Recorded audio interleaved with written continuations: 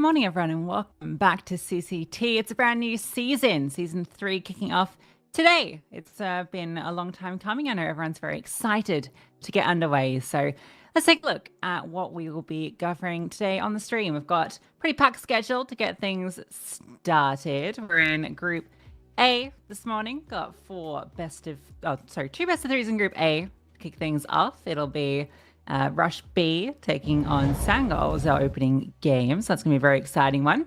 Coming up a little bit later will be Alliance versus Portuguese Family, Sashi versus Copenhagen Wolves, and then Ruby versus Rage. So moving over to Group B to finish out the day, we'll be getting through all of the first games of the group stage to kick things off. This is obviously the play-in stage of CCT Season 3. A lot on the line for these teams that want to fight through for a spot in the main group stage of the first series of Season 3. So, very exciting. And I know for Rush B, it's a big day. They've got, I think I saw Dweg tweeting earlier that this could be their first of 4 best of 3s today. So they have a lot on their plate. They want to kick things started with a nice clean game here versus Sangol. It's going to be a tough one. Here's your lineup in front of you. Rush B, this team has been this team for some time.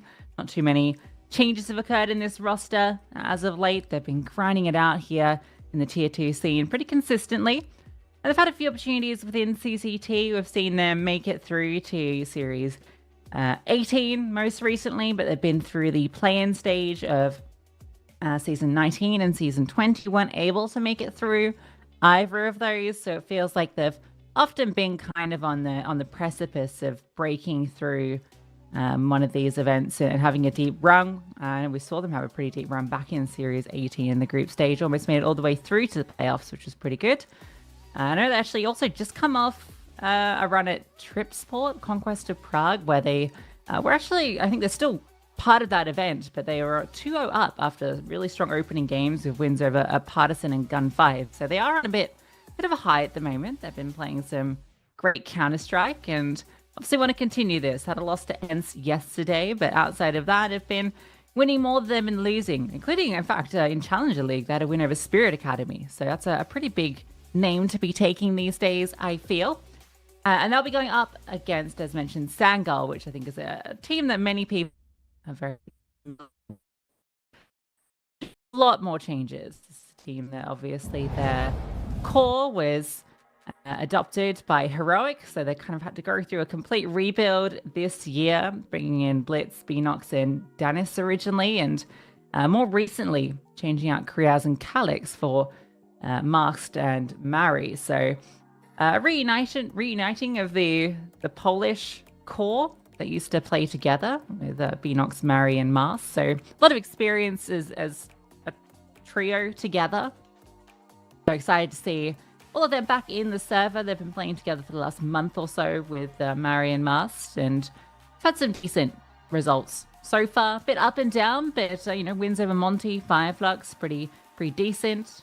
Sort of good signs of things to come for this team, but definitely I would say coming into this a little bit more of an underdog compared to Rush B, who are a bit more established and I think are a bit more familiar with being in this position a lot. So, that's our 2 rosters. And whereabouts will this be playing out? That's going to be the real question with the veto. Not sure if we've got that one ready, but should be a fairly straightforward veto, I think, for Sangol. They'll be a little sad they don't get to play Dust 2 here. I know it's been a strong map for them. And Rush B will be instantly banning that, and Sangol will ban Inferno, you imagine. Might see a Nuke come out here. And we will, indeed. Rush B, they've been very good on Nuke, very prolific on that. Anubis for Sangol, nothing too surprising here. And then Traders a Decider, that's quite fun. That's actually a little bit surprising because I suppose Sangol were always going to ban out the Inferno. They are playing a 7 map pool, so they have the opportunity to flex that a little bit. Or it could be also that they're actually just adapting their map pool now that they've changed 2 of their members. But regardless, they had a bit more flexibility of where they could go. And Rush B actually had the opportunity to punish with the Inferno pick, which might have been interesting, but they decided to stick to something a more comfortable for them, which is the Nuke. It's by far their most played map. But does give us a very exciting map pool. A lot of very tactical maps coming through with Nuke and Train. And you feel that on paper that will tend to favor the team that's, I guess, had a bit more time in the server together. When you're bringing in 2 new players into your roster, even if they are familiar players in Mari and Mast, it's still a bit of an adaptation to bring them into your game plan and, with new pieces that they haven't necessarily played with before. So we'll see how they adapt on maps like Nuke and Train. But I feel like this really rides on the Anubis pick for Sangirls. While it might not be one of the best maps to Rush B, it's certainly one that they have plenty of reps on. And even just yesterday, lost to Ents on it, but it was a 14-16 in OT. So a very good showing against one of the best teams in the tier 2 space. So I don't think they'll be too worried about going into this map. And again, it's one that I think historically they've been pretty good on, and most of their losses have been very close ones. In fact, I think 3 of their losses have been in OT, another one that went 11-13. So some very, very close games there. Here's our 2 players for the head-to-head. Texty, who has been really phenomenal for Rush B as of late. He's been, really, really solid fragger, kind of leading the pack. Ziddy's not that far behind him, but Texty has been the frag leader for them. And on the outside, Beanox, which surprises me a little bit. Not necessarily a player I always look to if I looked at this roster on paper that I would think would be towards the top. But I know he's a very solid player. I know Brandon B-Dog, my regular co-caster, is a massive Beanox fan. So he's always ready to praise him. We've covered him a fair bit back on Permitter, and he's actually been really fragging out lately, so that's really good to see. I think Danis is also a player to keep an eye on for the Sangirl team. I know he's had plenty of different times to shine, and Bet Boom was his kind of longest reign where a lot of people got to kind of see what he was capable of, so it's great to see him finding himself in a good roster here in Sangirl. And I know that based on what Sangirl have put forward before with their teams, that they've put a lot of thought into the players that they've gathered here, and very excited to see how they look in the server. But that kind of sets the stage for this opening matchup. Again, this is the very first game of Season 3, so for all of these teams, they'll be playing in this round-robin group stage, and then the top 2 from each group go through into the play-in decider brackets, or straight through into the group stage. So Rush B, Alliance, Portuguese Family, and Sangirl are all fighting for those 2 spots. So we'll be getting a good idea this morning as to which 2 teams will be sitting in the best position going forward. And with the other groups that are going on, I think we didn't get to see those teams because we've only got Group A and Group B on today, but I think Group C very much interests me as well. That's a group with Zero Tenacity and Amcal in it, as well as Janu and Unity. I think that group's got a lot of very exciting teams in that. I think it's maybe the most stacked group of them all.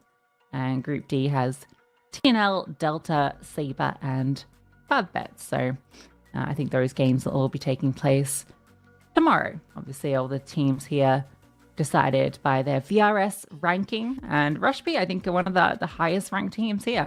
I don't know if that kind of caught me off a little bit. I wasn't really expecting them to be towards the top, but I think with a lot of these teams making so many changes lately, including Sangirl, that has affected their standings here in the VRS, and so having good runs at these sort of events is obviously incredibly important for them to get through. So that's where we're at. It's exciting to be back here for CCT Season 3. It's my first time doing one of these solo casts. It's a little bit different. Normally I'm here with B-Dog, who's obviously a CCT Season veteran. So I'm making my own way this morning. So we'll see how it all goes. Very different experience doing it all by yourself. But we're going to have a fun time of it here on this lovely Wednesday morning. I'm running out of things to ramble about. We've not really had any games yet, in this event. So it's kind of all about setting the stage of what to expect going forward. Hopefully the game will be ready very shortly and we can get underway. But seeing as it's not on your screens just yet, I might see if we can take a very short break, and then when the game is ready, I'll be back on your screen. So don't go too far. We'll have the game on your screen very shortly.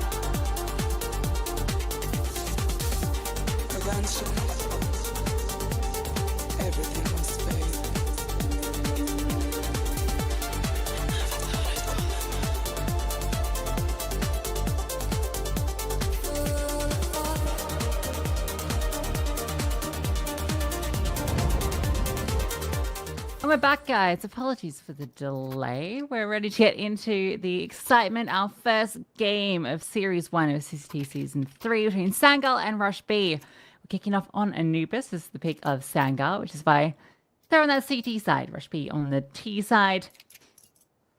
Let's get the game going. That's what we've been waiting for.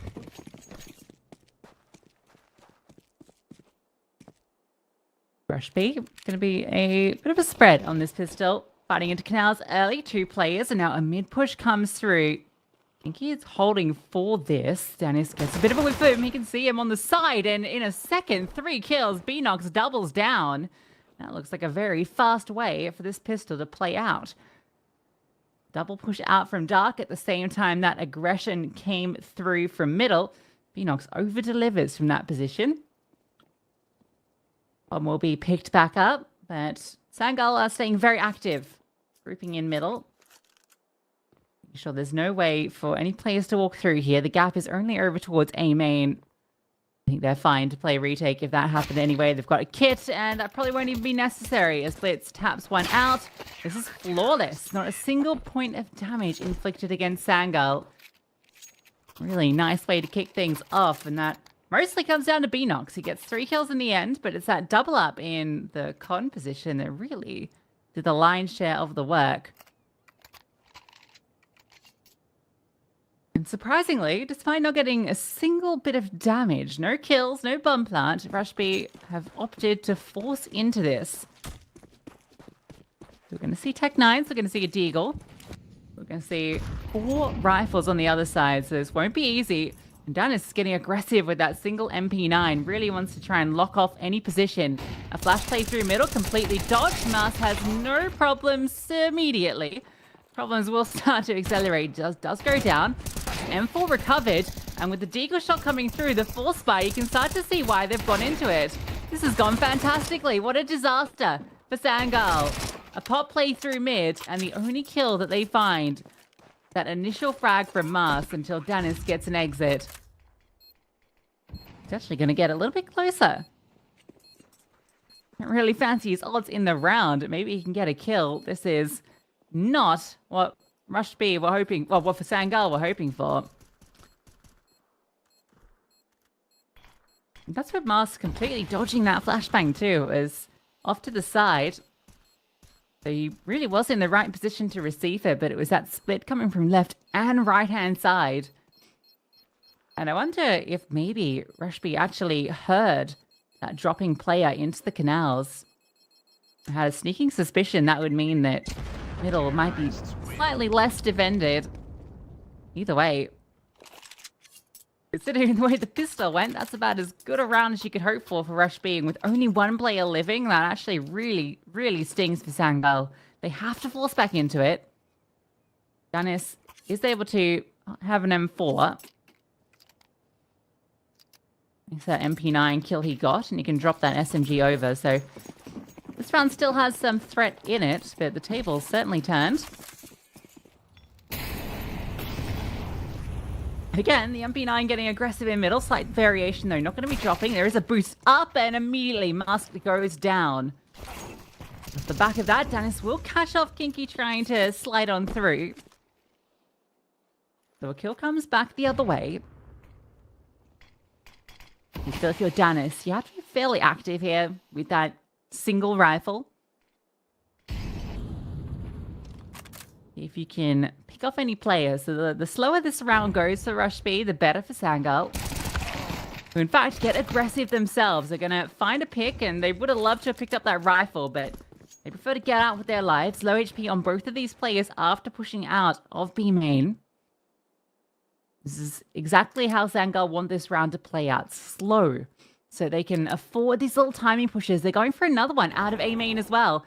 But Texi turns around just as Mary comes through, and I think that might be enough. You know the last two players pushed out of B main, so you don't want to give up the fight here. There will be a swing coming through, but that's being held for. Executor will deal with them. So despite two nice early kills from Sangal off those aggressive pushes, the A main push does not work out. Blitz will do his best just to pick up this rifle that was dropped over towards top middle. Oh, no. Yeah, he does get it. Okay. Well, it's tucked in next to the sign. Rushby will convert.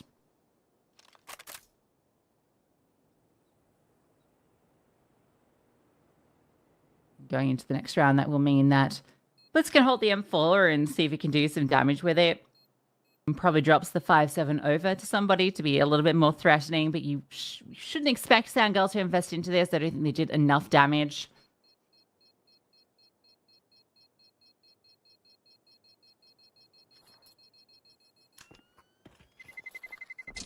Terrorists win. The perfect start for Rushby on the T side. I think I always prefer when you do get that second round force win over winning the pistol. Definitely feels like it gives you a much better place to start from, knowing that you've put the CT economy into jeopardy early on. Yeah, 2k across the board. The 5-7 gets dropped. And a flashbang potentially to set up these pistols. Could even breast up behind the obelisk. That's not an uncommon thing to do. In fact, that is exactly what they'll do. So Blitz, yeah, will immediately get active with that M4. Rushby were trying to live up to their namesake with a fair few players starting over towards B, and Blitz still in position here. How long does he want to stay on this? Because you can see they did pre-fire him. Knowing how active he needs to be, stays on top. Rushby, they're making the right move here. They have a player that's just over on the A extremity, just clearing out this space, just getting a read as to if this is available, and if he just walks through A, which he's about to, you expect Rushby to turn around, but they are not moving. They are not moving, and neither is Sangal. So even though all this space was technically guarded, they're hoping that the noise that was made over there will cause the players to move. And no, Blitz never disassembled. And he catches the perfect timing to swing. This is a disaster. A single saved rifle. And Sangal looked to completely undo Rushby. There's an open A bomb site. Executor fully flushed it out. Didn't progress completely in, but thought he'd done enough to maybe draw players over. And now you've got to swing around this corner. Look at the layering of these players. Still a chance. Players are low. And he's doing a really good job of picking them apart. They need a swing. Oh no, Executor. After all of the hard work that they had done on the Sangal side, he plays that to perfection. isolating each of those fights, darting back and forth, making it so these layered players had a difficult time trading. That feels so crushing for Sangal, but at least Executor saves some face for Rush B. A shocking way for Sangal to lose that round. It looks so good from the Blitz boost. They've done everything right, and it comes down to those final seconds, and even then you think they've made the right play, but outclassed. And obviously it didn't help that two of those players didn't have armor, which made it a little trickier. But goodness, that is not how Sangal would have liked that round to end.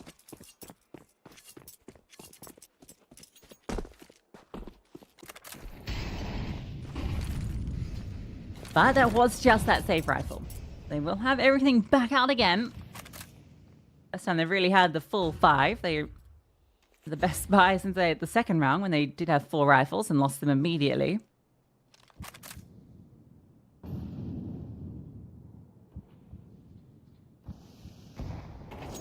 And crawl through middle. This is not being covered. Mars has fallen off, so they've gone for the extremity setup. 2 players in A main. So Executor, after being a hero in the previous round, gotta be careful he doesn't get caught off guard by these players here. But an A split would be perfect at this moment. That molly is going to be so disruptive. Mary forced forward. And now it's Status to do it all, and he can only get 1. Immediately, Rush B, quick A split out. That disengage from middle. Mars rotates to B. They decide to play extremities, and this is the perfect counterplay to an extremity setup. Free space through middle. A simple split. The only option for Sangal is to have that space in A main. That molly is so powerful. Completely dislodges the defenders and makes it so they have nowhere to go. You got to fight forward through the flames into part of this pincer, or you have to fall back, and that's where your backs will be exposed, these players coming through camera. So really well executed.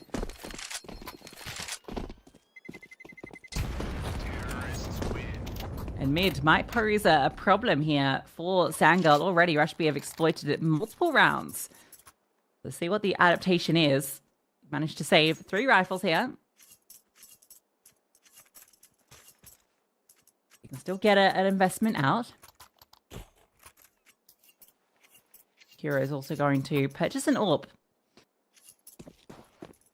Or be given an AWP, more accurately. Let's see what he decides to do with that. Should know that he won't be up against one on the other side. I think it's going to be fast presence towards B. Really fast presence. Yeah, Blitz has no idea. Texi explodes up through dark. Rotation will come over. In fact, coming over in spades. A third player on the way. Molotov onto B-Nox. They are wanting to push in. They wanting to take B, and they are doing so with style. 2 quick kills before Mary will answer back with the spam out through onto Kinky. But immediately, a return spam comes through that smoke. You've still got an extremity player. The bomb's just taking a minute or 2 to come over. They weren't necessarily in position to immediately jump in. Mast? Oh, he taps it. He was trying to pull off that cheeky ninja. Where if you hit it the exact second as it goes down, you can kind of mask the noise. That's the sort of thing you occasionally can pull off in a Prem game, but bold to go for it here. He could have actually gone for the knife kill as well. He was right on the money, but you got to admire the decision to go for the cheeky defuse. But I think he immediately realized he hadn't timed it properly, so he had to stop, and at that point, no chance. Rush B, they haven't really felt too much defense against any of these sites. The only round where they struggled was where they had that really slow default when they were against that saved M4, and Sangal played it really well in terms of setting up the rifle, but it's been mostly in terms of the actual gun rounds, pretty direct from Rush B. They've got clear game plans in mind with each of these rounds, and each time it's come through quite successfully.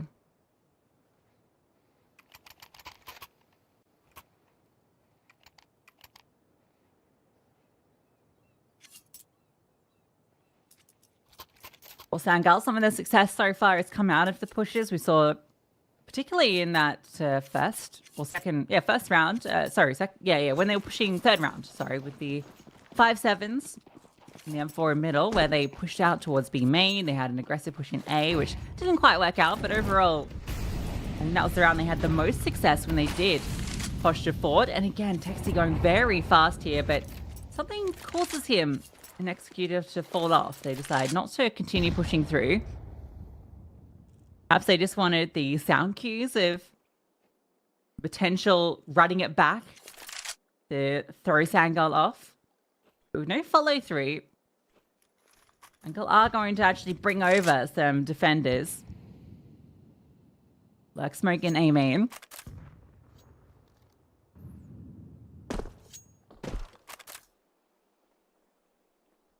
Mid has been given up, so there is space here. They're putting pressure on. Flames in and out of COD. XT does reside.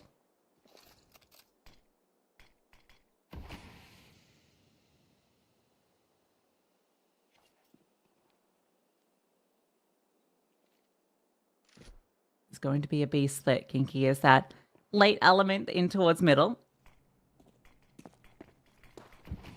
And you might get an opportunity for a kill. Yeah, it's a very active lurk. Mars gets heard, spotted, and dealt with. That's going to keep players over here. So defenders feeling the pressure. Time is starting to tick down. We get to that 20-second mark, and the smokes don't quite defend the CTs from this execution from Executor. Mary will answer, though, and he'll double down.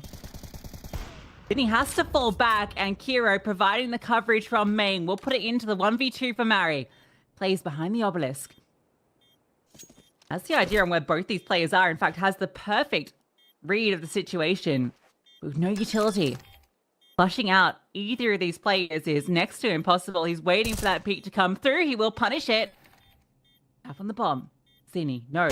Mary, close by. The wide swing comes out. Played to perfection. Waits for the mistake to come. Knows which player is peeking first. And that is enough to get Sangal their first gun round.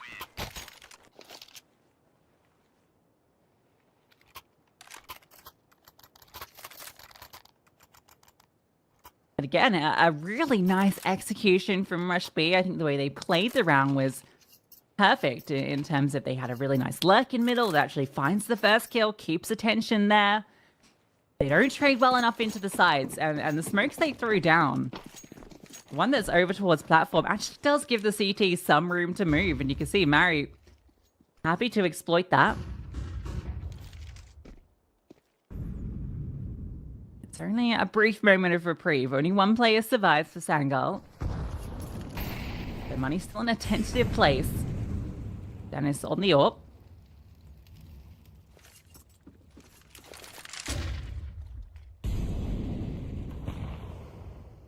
Beanox has taken a look out of main, and he's not seeing the thing. That's keeping a lot of players on the A side of the map. There are 3 defenders on A. Beanox is continuing his search. Oh, he's going to be in the back lines. At the moment, there is a player not watching, and he spotted him. Why does he want to push? He really wants to try and maximize. Oh! Oh no, Beanox! Oh no! He thought he'd been spotted by the Canals player. And so he has to go for that kill immediately. He makes a meal of it, and that's opened up the runway. Now Blitz can still deliver something back. Spray connects on the one, disengaged, looking for more, and he does get a second. Unnecessary double up. Executor tucked into the corner. Mary looked like he was aware of the possibility. He might get baited in. In fact, Kiro will just deliver the frag, so now Executor can just chill out. Executor. I'm sorry, I've been playing a lot of Pokemon.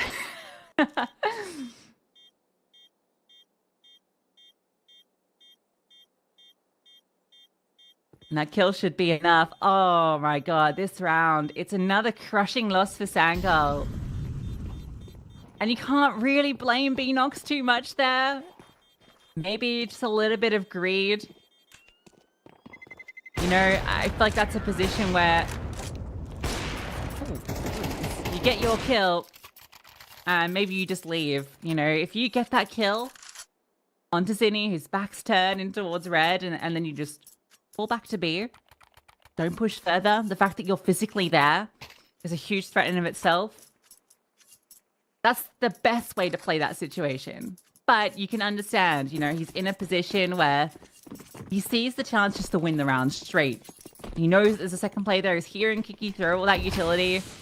He's thinking, all right, if I just push this timing, I can get both.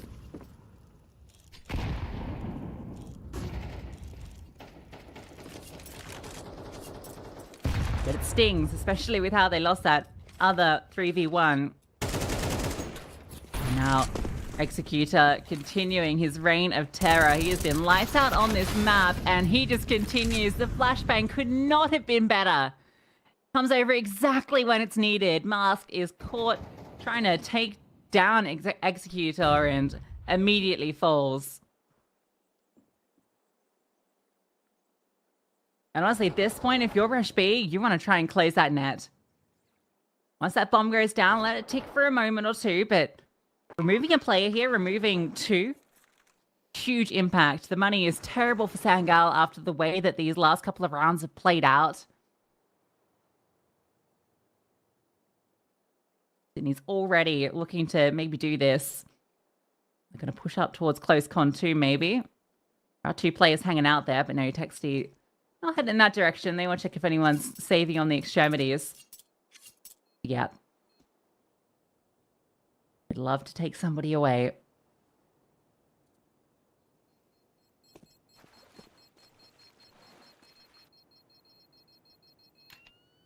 Might get a chance, Beanox. Okay. They're actually a little bit tentative on this. They don't really want to overcommit. Surprised they don't at least throw one player on a bit more of an active lurk. You can see the money is starting to really build up, and there's only a few rounds left. Would have had a lot of impact if they could take away one rifle. Now you've still got a really comprehensive buy. You've got everyone with basically what they need. Both Beanox could have dropped one anyway.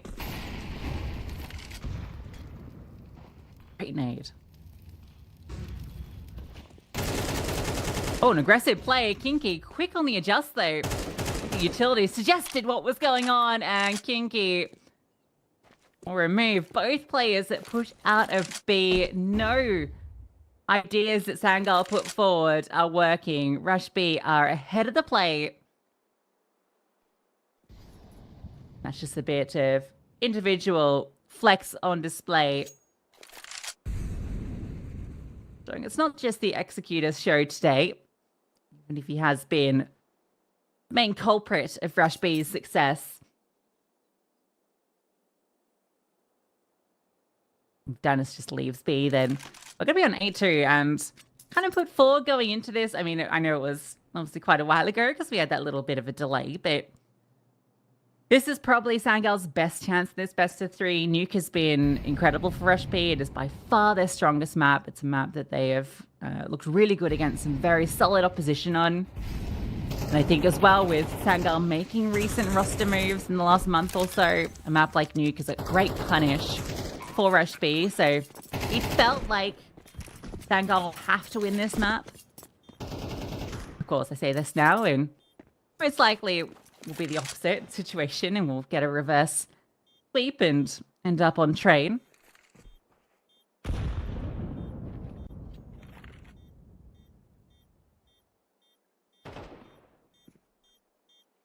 Sangal, sure, they've been saving 3 players fairly consistently in these lost rounds, but the rounds are getting away from them. Two is not enough on the CT side. The most they can hope for is 4, and even that doesn't feel that great.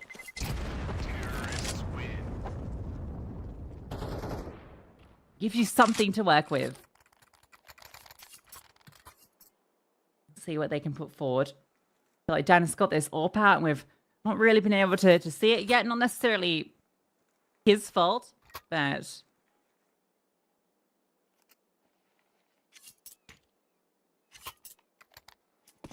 yeah, just not a lot of opportunities. He had to save that round. Be a tough map to be in the right place with the op. So he's looking to do that in middle. And last round, Hero did post up there early. And Dennis will remove him. So there we go. Speak it into existence. The orb does get active early.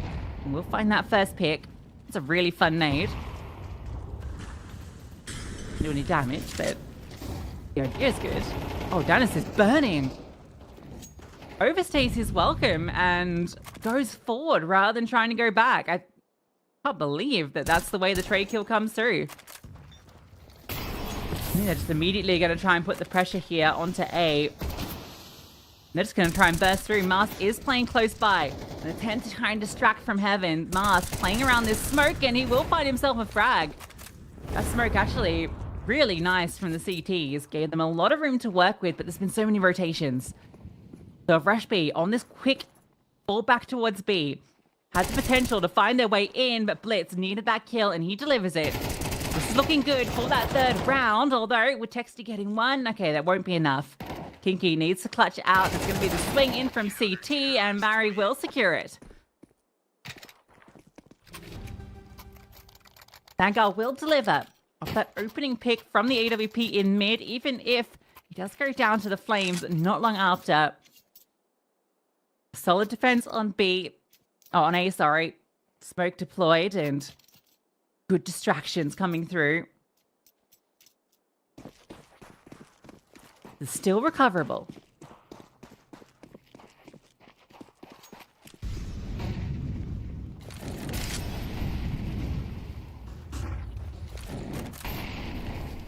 A lot of pressure on B. In the flames. In the flames comes the kill. Executor has been an absolute menace. He will get taken down by a late HE. They're still just trying to burst onto this bomb site. The bomb gets brought over. It's getting planted. There is going to be a fast flank all the way through from main, but Mask is the only other player still kind of present, and that's a great kill on the Zinni. He had full HP. The Kinky can't swing, and now this push through has a lot of legs to it. Oh, the HE. The HE surely guaranteed. No, it's going to be the bullets that get it done. That's on the taxi. Into the side, can't deal with Mars, so this will be 4. Again, despite some great entry kills coming through from Rush B, Sangirl able to stand their ground, pull off the retake, and recover the half.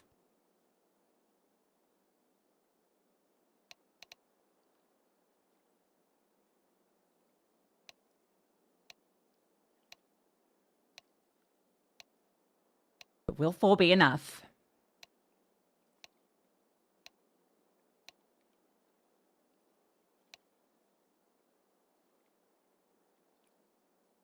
A lot relying on a fast start here for Sangirl. With the way the first half started, they were on the back foot very early on.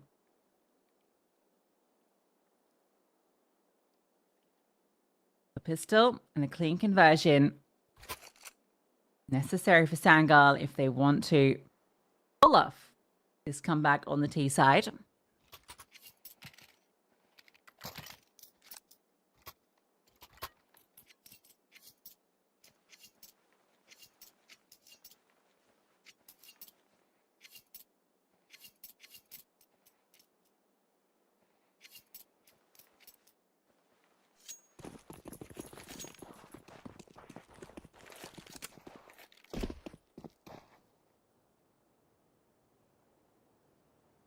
Four players on B. Rush B have really stacked this bomb site. And that could be the perfect read. It's actually crazy. They have 3 players in con. Yeah, of course. They're going to get aggressive. And it goes so well for them. This is looking like a mirror of the pistol round on the first half. And yeah, just destruction across the board. Dennis doesn't know what happened. Why there's so many players on B? Because there's was no contact early. They just all swing in unison, and 3 players swinging out of con. There's nothing the T-side can do. It's pretty simple for Rush B to get that one on the board, and that is worst case scenario for Sangal.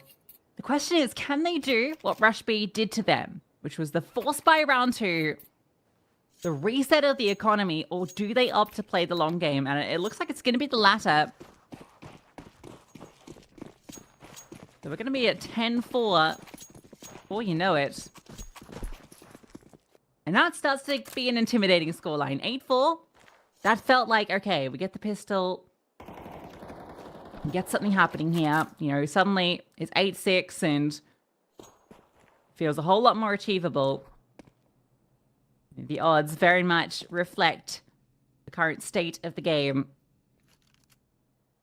Especially with Nuke as the following map.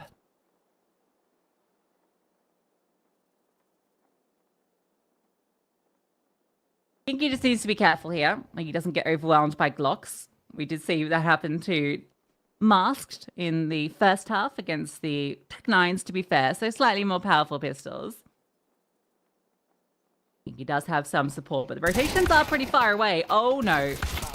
Oh, dear. Okay. All right. It's the man that's been delivering all of the gold coming through. And in fact, he might take every single kill. Yeah, of course he does. A beautiful ace. The Executor, who has been lights out on this map. Living up to his name. Wants the better skin. Wants his own skin. None of that nonsense that his teammates use. Only the best for the top fragger of Rush B. Sure, it's an eco ace, but you could see that getting out of hand when that first kill comes through with an M4 gets picked up. He's the only one on that side of the map. The other 3, they're all well over on B. They had a long way to come. If that bomb goes down, you get both those kills. You picked up 2 rifles. Sure, you got no armor. That could have quickly gotten away from them. So, a good job preventing disaster.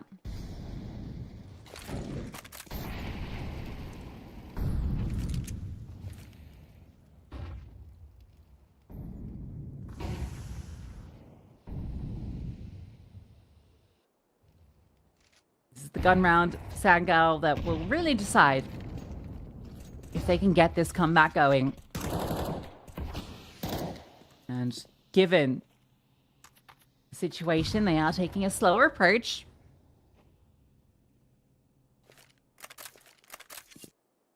Not wanting to give up that early pick, but they haven't been given a significant amount of room in middle. Kiro will rotate over. That will be heard. And the smoke landing on camera, actually. The slight cause of concern, but a beautiful flashbang, and he almost takes down 2. The second headshot leaves Blitz low. Vinny will come back through to make sure there's no further lurk, but with the smoke landing on Temple, he realizes no one's coming. This has left B very lightly defended, though, and that's kind of the intent here from Sangal. So they've played this really well. Then he will rotate back over. He has a flashbang he can throw over to set up, but it's a contact play. They've walked right in, yeah. Completely catching them off guard. A perfect counterplay from Sangal. After mid does not go quite their way. They acknowledge that the play they took down was the B rotate. So a slow contact back in is the play to find a way in, and they can take out these rifles. That's even better. Executor, he's going to get caught from this player in spawn. There's just no way he's ready for blitz. Exactly what Sangal needed. And a beautiful mid-round decision to get that first round on the board.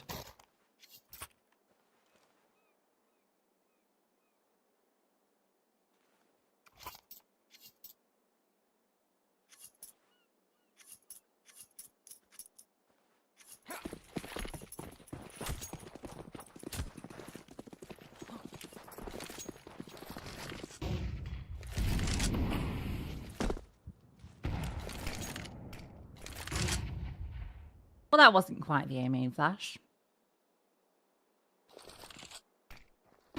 Rush B opted for the eco. Despite some pretty decent money across the board. They've got a huge lead. So no reason to stumble here. Get that AWP on play next round, and maybe, just maybe, you could do it with the pistols. You can't lose to an eco Sangal. There's not even armor here. A couple of upgraded pistols. 2 players have already been brought down below half.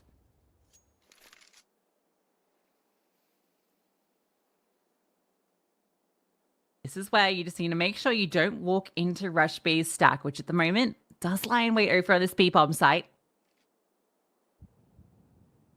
Next, he's going to start to get curious as he poke down there. They're going to push out from B main, so they get the information that no one's coming through that direction.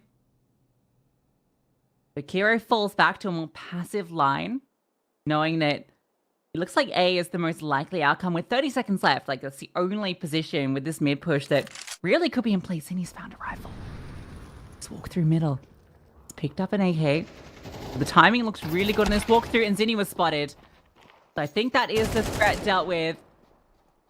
Of course, it's Beanox that catches that player pushing middle. Something dreadfully ironic about that. In fact, I think it was Zinni that got him when he did that push, so that's quite funny. Fool me once. Team on you. Oh, okay. No, not ready for Beanox there. So Sangal weathered the storm. That was just a couple of pistols, but you can see the threat in it. Rush B dropped the pause. You know, this is a breaking point.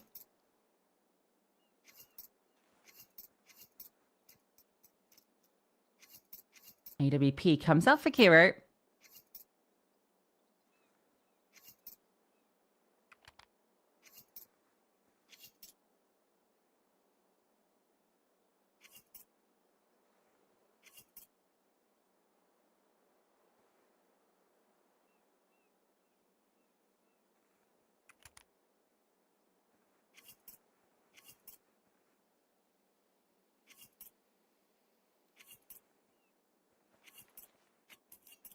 Must be had a lot of variations on their T side. I wonder if their CT side will have interesting plays to come out, whether that is those set pushes or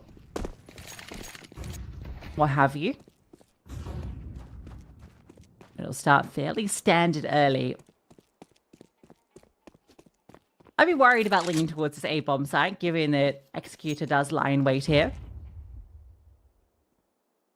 But at least I'll be avoiding the AWP, so Executor is 18 kills deep. Oh, make that 19. What? That's just the spam timing. That is so unlucky for Mask, and now the smoke lands. This guy's just feeling the game right now. I cannot believe he just spams through. The Executor is going to come in, though. And Rush B are behind this. They are not playing in the site, so they've allowed full control of A. They have to play retake. The good news for them is they are going to be in a good position to do so. They had already rotated players over here, so they have 3 players coming through storage. 2 that will come through middle. And again, they have that player advantage, so all they need is even trades coming out. There's no smoke on camera. This gives room. Mari goes forward, though. He gets that first kill, then he can't trade. And Mari, dancing around the pillar, will take down 2 before he goes down. Danis and Beanox then come in with their own. It had to be clean trades coming out, but Sangal's defensive positions in that post plant are perfect. We have a game on our hands.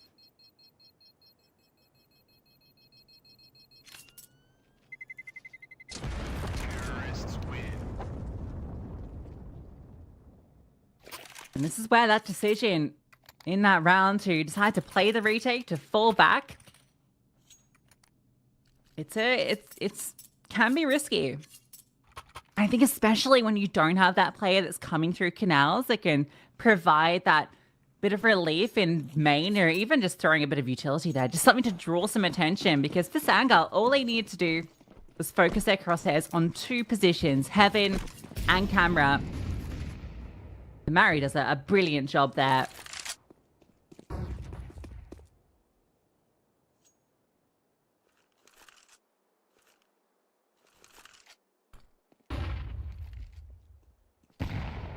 Both these teams, big proponents of exploiting this middle position.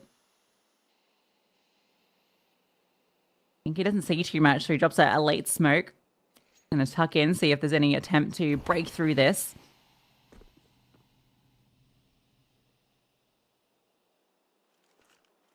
Really Kiro that's hoping that someone comes his way. He's just hanging out over at this B bomb site. Sangal are anticipating maybe a timing push, some sort of aggression given... Oh, sorry, he's in middle. Given that money is not great. This will start to move forward. Flash. And Kinky gets overwhelmed. Kiro does find his kill. Sangal needs to do is avoid this AWP. So Kiro stays in middle and they burst in towards B, which they've done well. They've dealt with the big threat. Kiro will arrive. Oh, okay. That's kind of crazy. The shot thrown out through the smoke to get one back. What else can you really get done here? You don't even have a kit. So even if you do find a couple of these kills, the round is most likely gone. More than anything, you want to make sure you don't lose the AWP. So, Executor, there's no reason for him not to take a look into this and see if he can catch anyone off, but Kiro's already starting to make sure he's got that way out. Kiro just looking to... Sorry, Executor just looking to do damage. Yeah, it looks like it. He'll swing back, but Beenox doesn't let him do that damage, so... Again, very nice round from Sangal. We have a 2-round game. They keep 3 alive again. The money is in a fantastic spot for the T side. And Rush B, after getting those first 2 rounds, have now let 4 slip on the trot.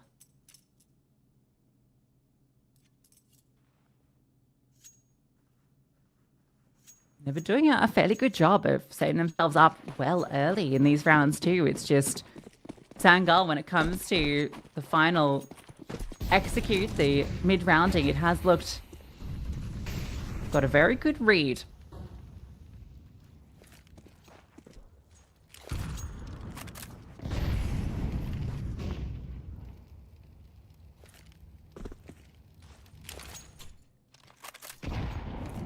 Getting put under pressure again. Great HE, but they're about to burst through. The smoke lands. Mars trying to get ahead of it. The flames. Texi has nowhere to go. A trade does come through. Kiro is feeling the pressure, but Zinni is here to help. He dropped through middle? Did he just try and aggressively get down? Yeah, he did. And that's going to mean they can now start to move elsewhere. They don't need to commit into this B bomb site. Executor will drop a smoke. It's a little haphazard. And again, there's plenty of time for Sangal to work with, and this is where they've been doing their best work. I'm slightly concerned that the bomb is by itself in middle. Blitz is just walking around.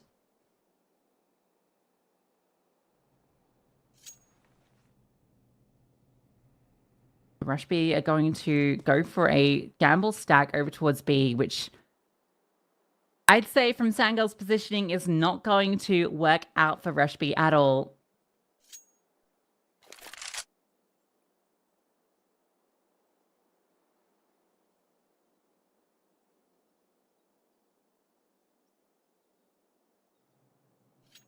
I'll tell you what, Masked is holding a very solid game here.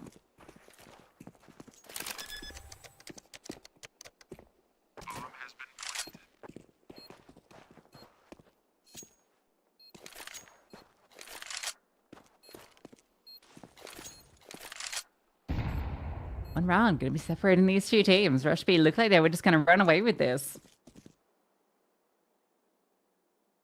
All of it, Executor's hard work on the T side. A bit harder to get away with one player carrying you over the line on the CT side. You kind of got to rely on all your pieces coming together.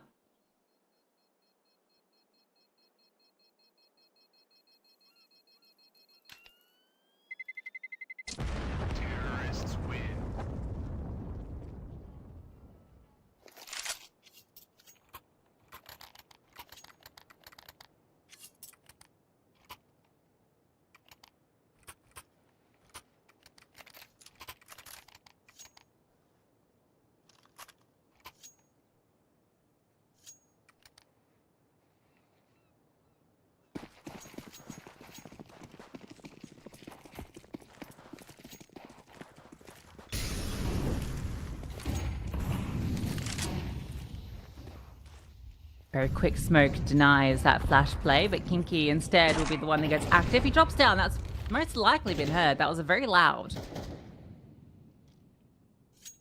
But Sangirl's conservative approach to the start of these rounds means that we don't see anything of this aggressive play. Executor's poking around in front of A main as well.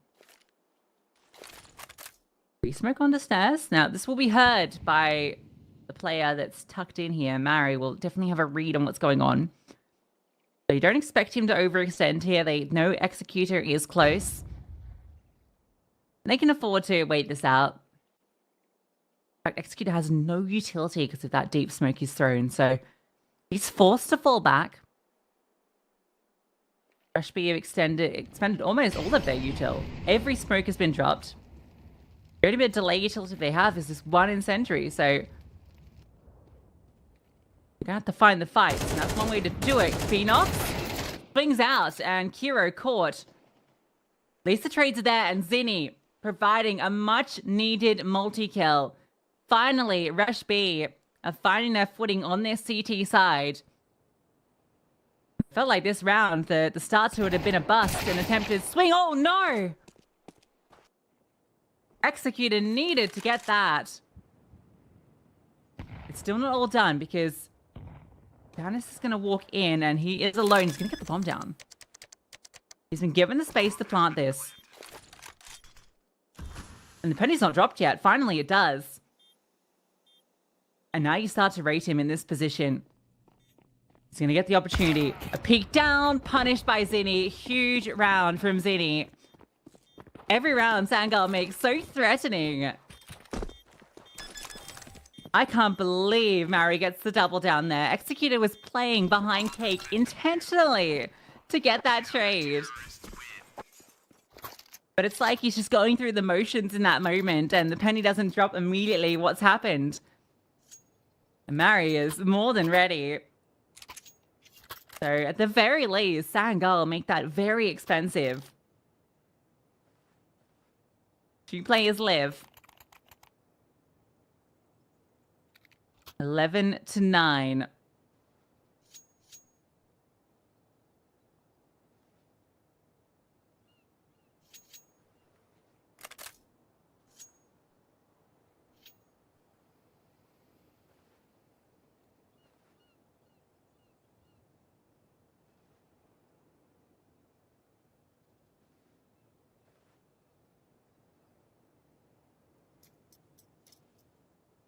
The odds still very much in the favor of Rush B. Sangirl certainly closing the distance here.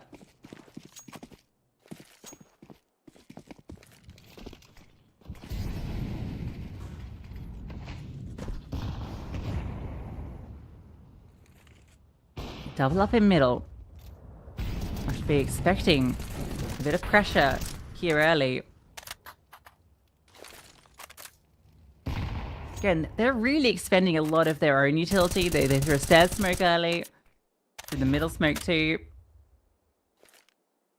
I'm gonna look to put a bit more pressure over at main. Now the AWP is here.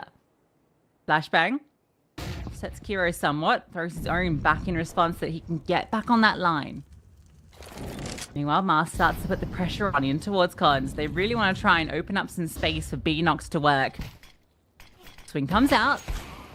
He gets spotted, and Kiro actually plucks Danis. I don't know whether that was something he saw or the timing was just good. Lee Splits will get a kill back in the middle. That's going to cause the rotation. Texi has to fall back.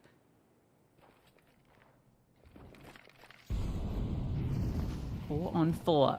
Splits puffing his chest up in middle. Keeping players rooted. It's going to be this B finish from the looks of it.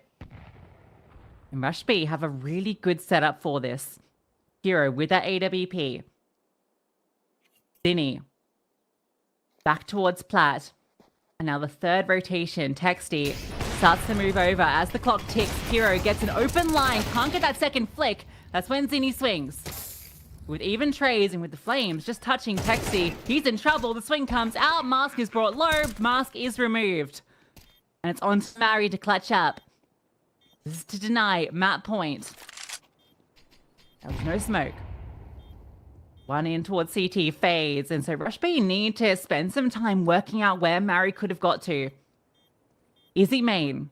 Is he in con? There are kits on both of them. Time ticking. Tap on the bomb. Mary starts to make his move, and the spray does connect. Where was that second player? Where was the support? Texty, not there.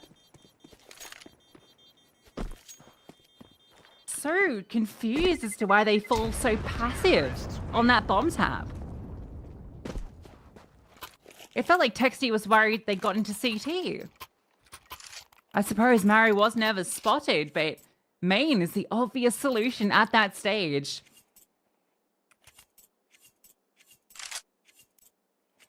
I'm very surprised. That feels like a bit of a fumble from Rush B at the end there, because they had everything in its right place. Mary plays the clutch well. It didn't really feel like he was too pressured.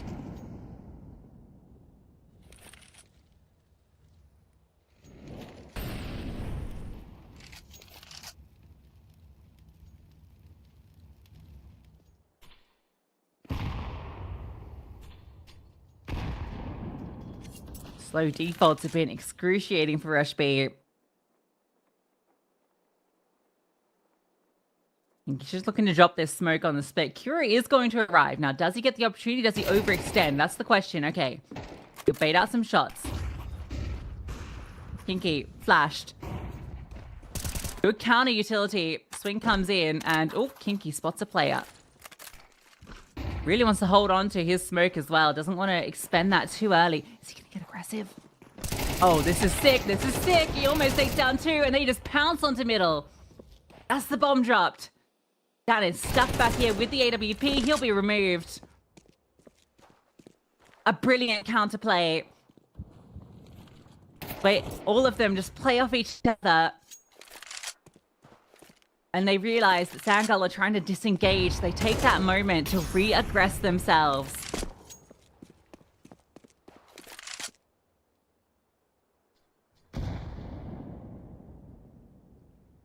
The 12-10 to be found. Given the last round came down to that 1v2, despite that great run arounds from Sangul, their money is not good. Mars and Beanox, they're looking poor. Mary can maybe drop something. Give Beanox a rifle.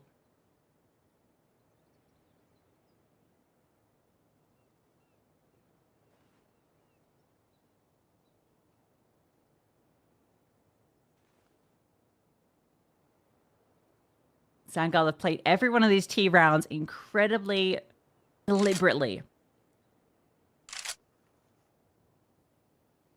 Slowing it down, playing with those rotations. And it has been a really well executed mid-round.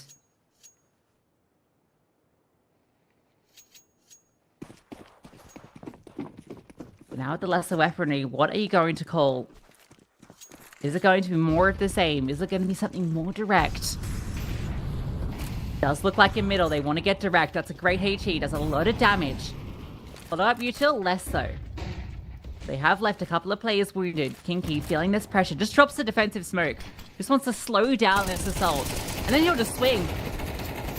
Might bite off more than he can chew. Almost traded out, but the T-smoke gives him some room. He's going to tuck into the corner. Needs to be incredibly careful. Beanox looks to play over the top. He'll spot him out of the corner of his eye, but the disengage is good. The smoke on the camera means they can't crunch A, which actually would have been a really good call.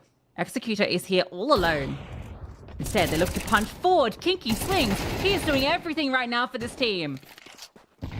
Stepping up, leading from the front when they've needed it most. Look at the damage done. Executor needs to stay alive.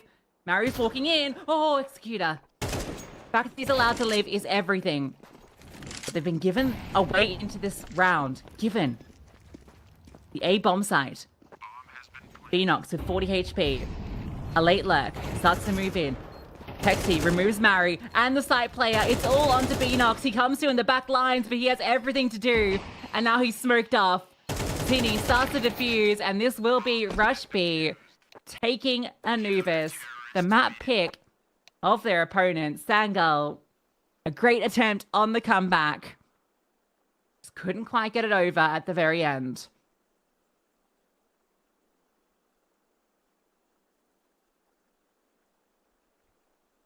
It's got to be crushing. It's got to be crushing after such a brilliant run coming through on that T side. It was a really, really nice half of Counter-Strike, but unfortunately didn't have enough to work with from that first half. And the way the game started, that really, really rough opening series where they win the pistol, immediately reset, that really crushed them early on that CT side. Took them a long time to be able to get back into it. And by the time they could, it felt like it was too little too late, unfortunately. So very sad for Sangul. They do lose their map pick of Anubis. That kind of felt like a necessary win for them coming into this series. We've got Nuke coming up next. That is Rush B's map pick, a map they have looked phenomenal on, a map that Sangul have not picked up a win yet on this year. So looking to change the story are Sangul, but we're a little behind. So I'm going to go to a very quick break. When we come back, it will be map 2. Don't go too far.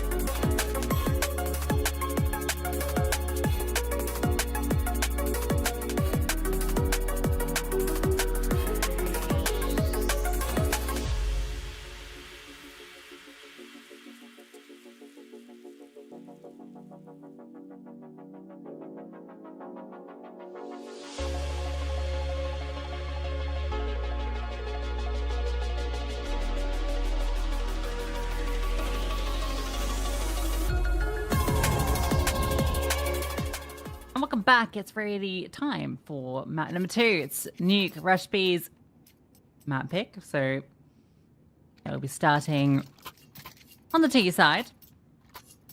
Sangal almost able to pull back Anubis, but when it came to those final couple of rounds, the chances slipped away. And, well, you can see the odds reflecting that now at the top of your screen. Rush B in a good position. We're out the series 2-0 off the back of that first map. Nuke's been their home map, and it's been one of Sangal's weakest. But an aggressive push in towards Lobby has worked out well. Mars just spams that left click, and he takes down 3 immediately. So that's a great way for Sangal to start off their CT side. Don't even let Rush B get things going. Just run straight at them. I believe he's able to click it that fast. Just pure aggression with the Berettas, the perfect weapon for the job. A lobby crunch in round 1. I think you kind of love to see. Rush B, we saw them when they lost the T-pistol on Anubis. They immediately forced, and well, guess what? Do that exact thing here on Nuke. The real question is, what's going to be the actual play here? They're dropping smoke, so this should tell Sangal that a force is in play. In fact, Mars is already descending down the vent, so I think they've got a very good read. This potential play towards the B bomb site. It starts to reposition. Here comes the hit. Headbutts the flashbang. It's going to fall down, descend. The Rush B get the space, but if they go down to B, it's going to be a death trap. Blitz has a fantastic line. They try and burst through, and yeah, he'll spray down 1. Texty will hit a deagle shot.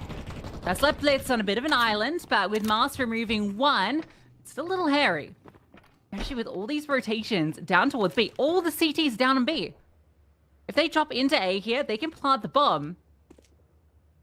And the rotations are going to be late. Hero just checking that no one's here. Then he's able to find one from heaven too. The smoke lands and a push out. Needed that kill. Needed that kill. And oh my god, guys. It is a repeat of Anubis.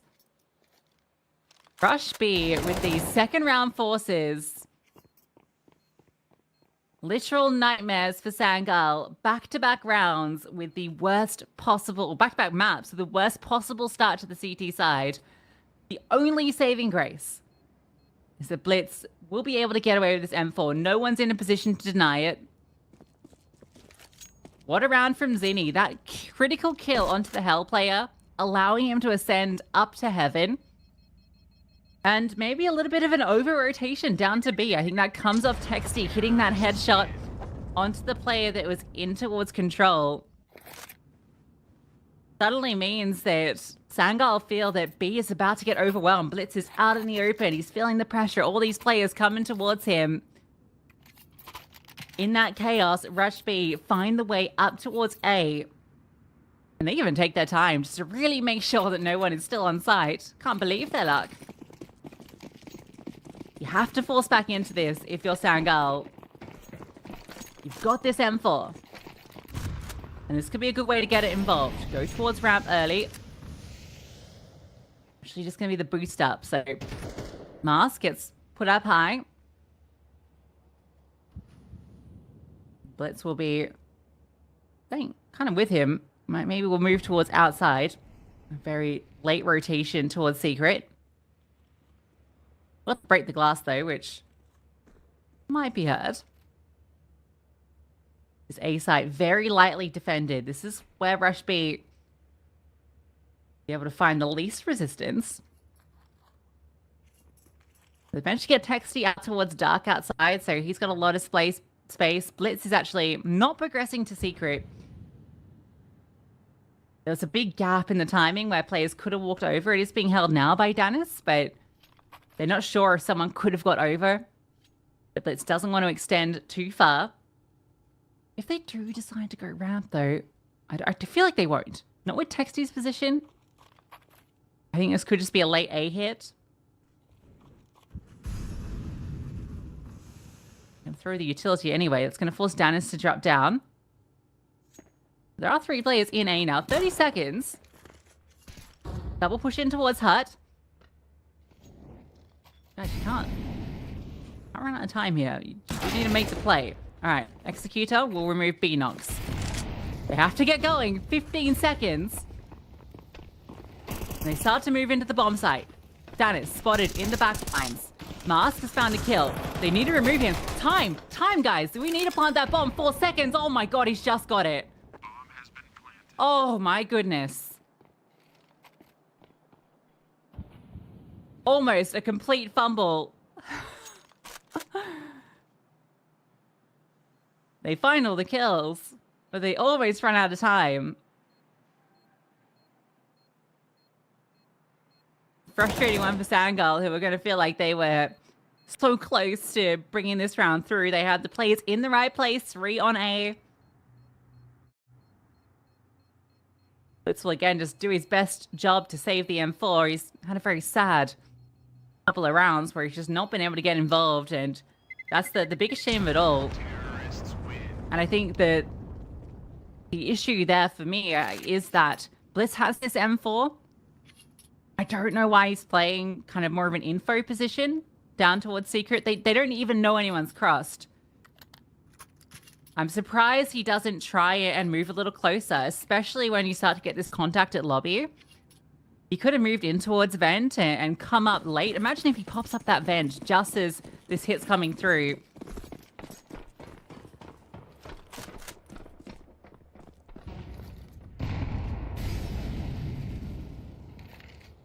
Now it is just this saved M4.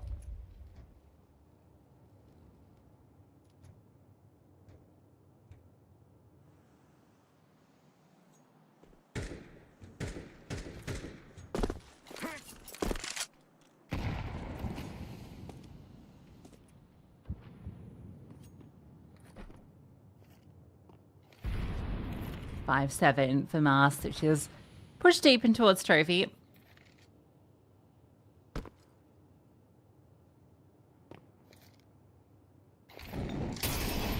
No, that wasn't it. Executor kind of blocking that. I mean, at least a clear close vent. So that's something. That's a fun way to molly top hat. Okay. Thorough clear, making sure no one's tucked into any of these little crevices. They do need... Okay, they cleared the one crevice that was a threat, which was up above. Kind of sent down below, and this will be clean. That was just that one rifle in play. So Rush B, a brilliant start to their T side, sitting 3-1 up after that reset on round number 2.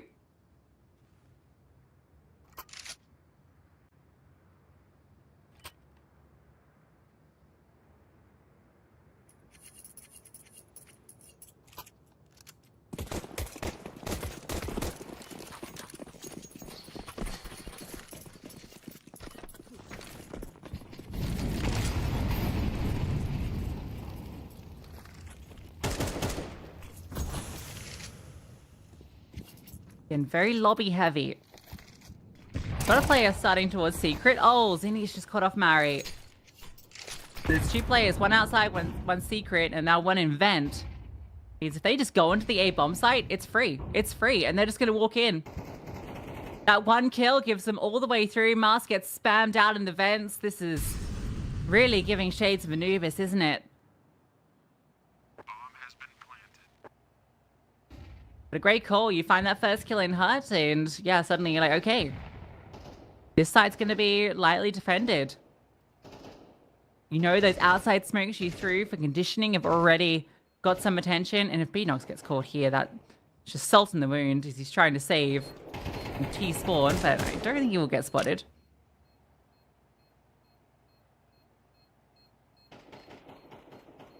That one's rough.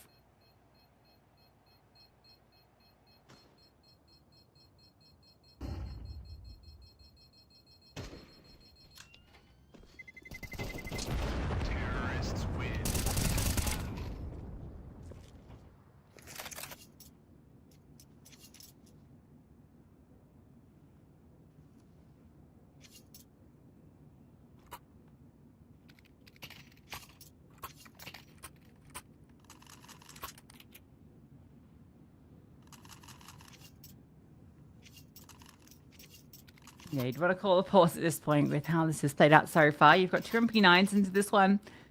They're actually not going to overinvest. I think they want to keep money for the next round. So gives you a bit of flexibility in this round to maybe do something like a lobby crunch, like you did in the pistol, which worked really well. Rushby have had a lot of players in lobby early.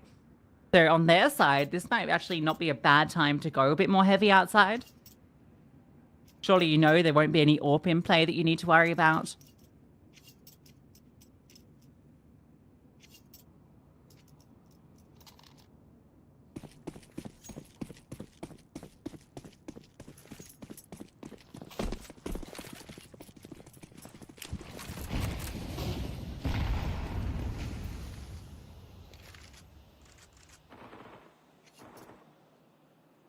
Nox has gotten very aggressive. Janice with him, and yeah, Rushby will be even more prevalent outside.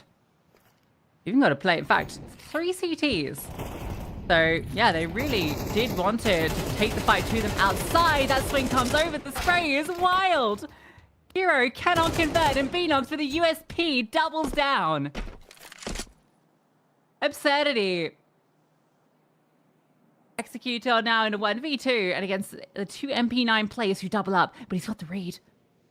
Oh, he has the perfect read, but does he have the timing? That's the question. No, he won't.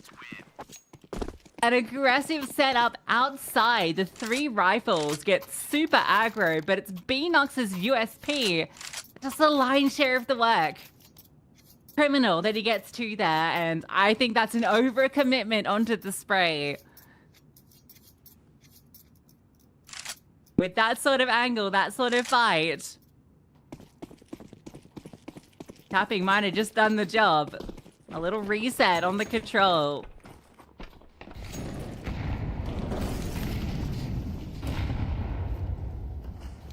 Zangar will get a second round.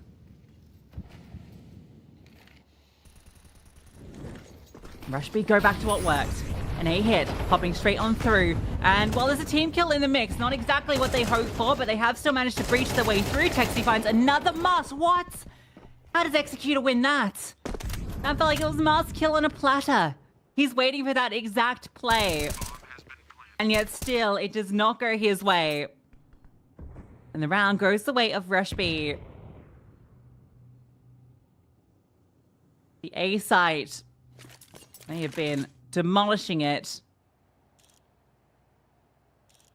Not quite Rushby, is it? But it'll do the job. Oh, that stings even more. Dennis doesn't even get to use that AWP. Actually, kind of a crazy line for him to be holding. I guess he wasn't expecting a late silo player after the T's have taken the A bomb site. Like, why would someone be on silo? He could have just hidden down in secret.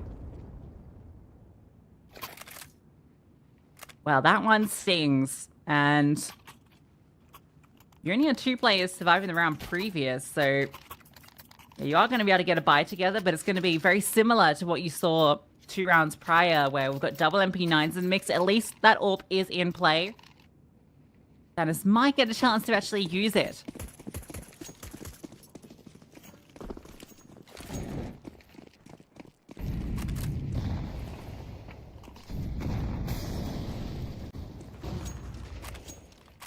Oh, Kiro has just got a... They've just rush ramp. Oh, we are getting the B rush. Finally, living up to their namesake, they will burst through off the back of the MAC-10 brought in to try and take that space. Now the spam comes through. Executor has fallen down the vent and they did not have any idea. Oh, messy, but the re-swing clean. And this is what I was afraid of. This is such a home map for Rushby. They have no issues with dealing with a shaky Sangul on this map. This year played 4 times. In fact, in the last week, they have played it 3 times, each time single digits. Now, granted, one of those is to Sashi, one's to Ecstatic, 2 very good. Although, funnily enough, their T sides have looked a little better. But yeah, it's been a real struggle for them.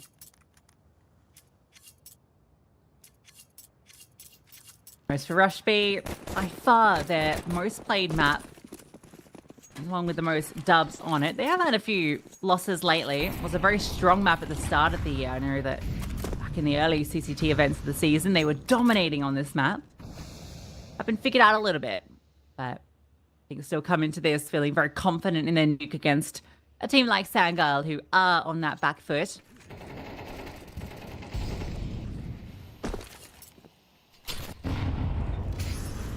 This round starts with a bit of a 1-for-1. Executor's managed to sneak in, though. Again, this guy just slips through the cracks and then pops up like a deadly Viper.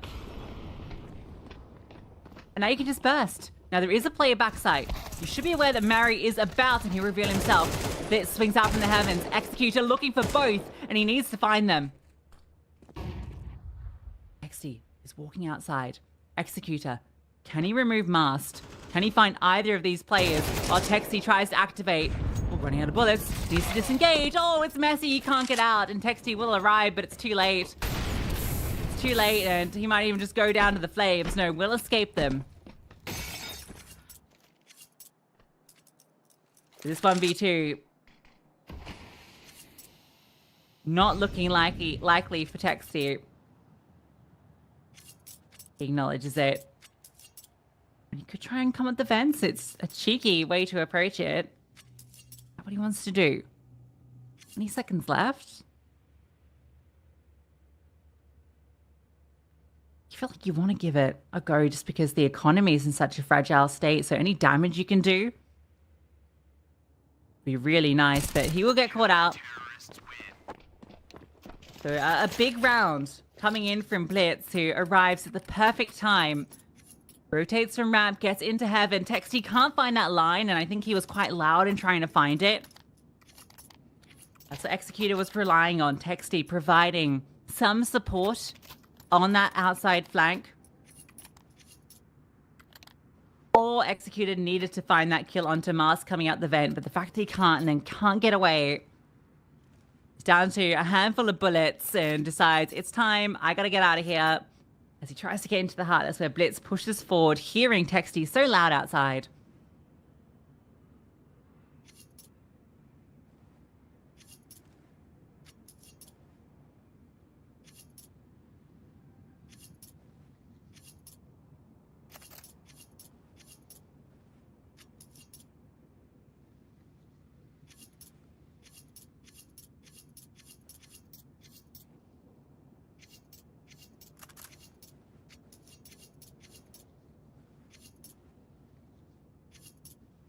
A bit of something for Sangal. Already 3 rounds on the CT side and 6 at the most. Doesn't feel fantastic. Cross outside. Was he spotted from Silo? More players defending on the side. Executor. Just be careful. Mary's angle, a bit of a cheeky one. You don't often see someone sitting on that side of HUD. Normally it's on the other side, and Beanox wasn't spotted. And Beanox, well, he'll take liberties outside. Yeah, okay. He wants to win this round single-handedly.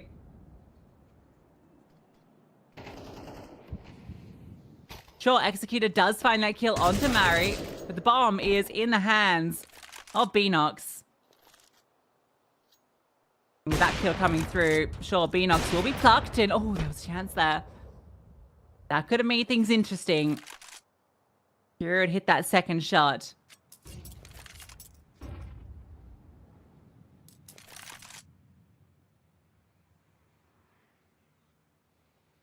It's got a lot of time to work with, but a 1v4, Vanguard can't afford to let that slip. I don't think they will make any silly mistakes.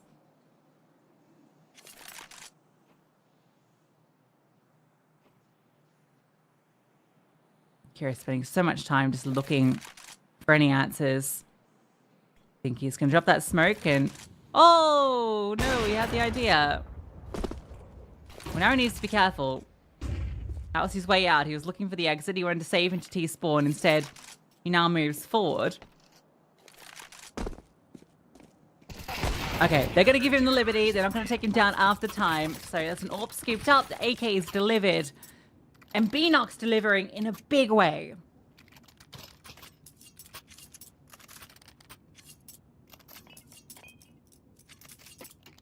And it was incredibly risky for him. Trying to cross outside like that. Flashbang to help him get over. I think that flashbang really did the job. He gets over. He's able to find 3. All on different angles too. So really good job from Beanox to isolate all those fights. A necessary round.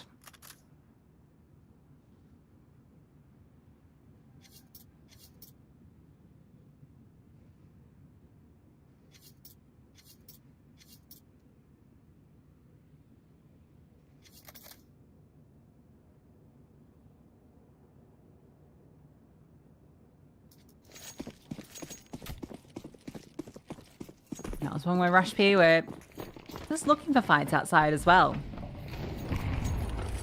Wasn't really a lot in the way of utility, but this time, again, fast. Really, really fast.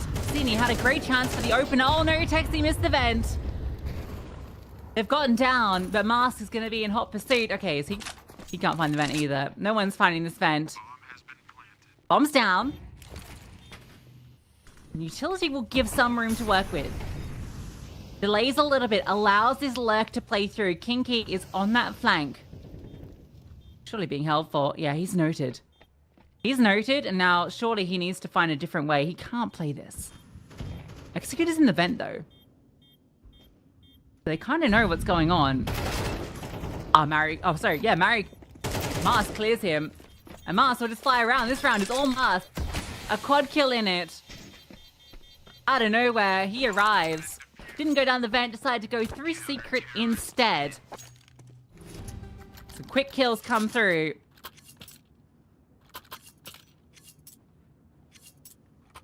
I really love the approach from Rush B. I love the flashbang to set up Zini, who just flies out with the MAC-10. And honestly, if he hadn't been caught by, I think, maybe it was a defensive flash, or maybe it was a second one that was thrown that just catches him, but if he isn't blind as he swings around that corner, he gets that kill onto Mars, and that's probably the round, because then they can go down vents.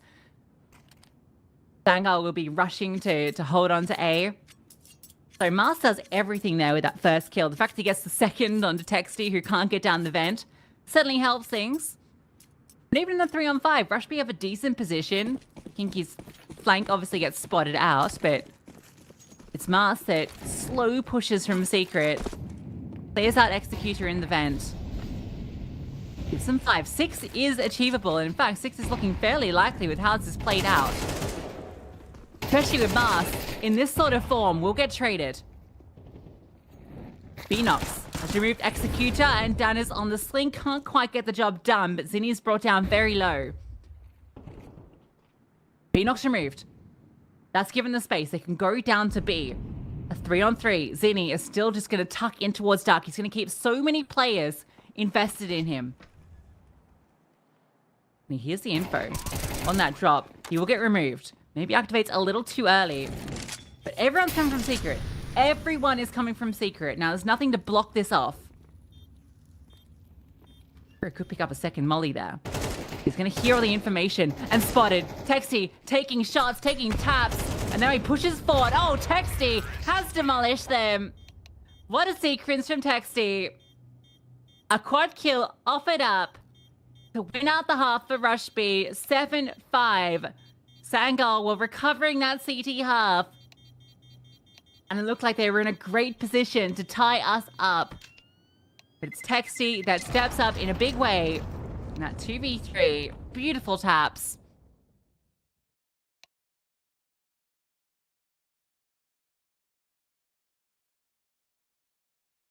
The saving grace for Sangal is they did scrape together these 5 rounds. And given, again, how this started, they won the pistol, immediately reset. A 1-3 deficit that they have to grind back into.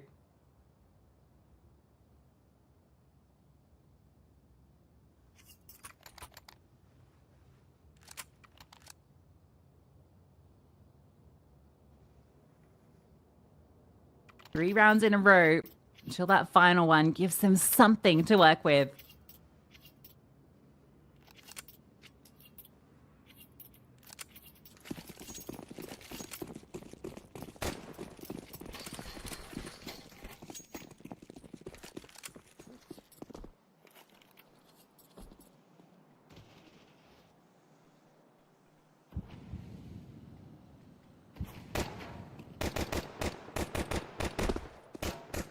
What does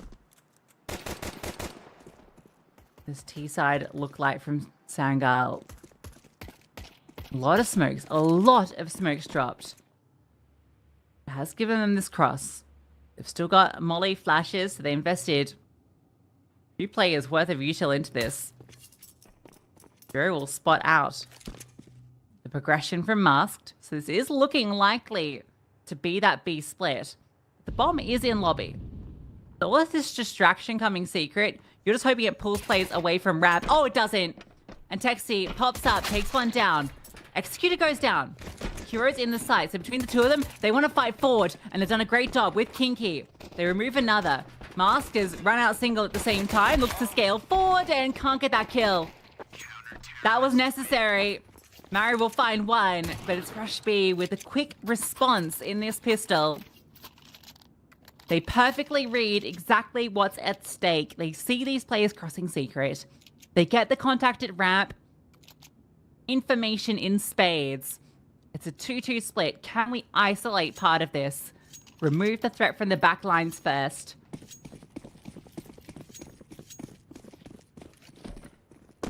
Eight 5 and Sangal no bomb plant, but they will force in. So they do want to try and do what Rush B did to them, and it's going to be fast into A. Kinky gets one.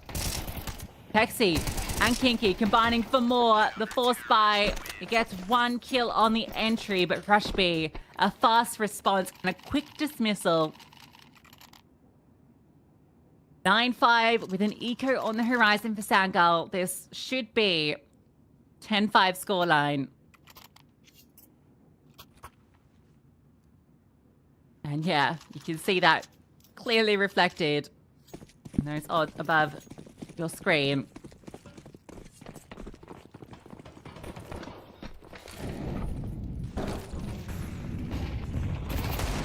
The Eagle gets active. Executor does his thing.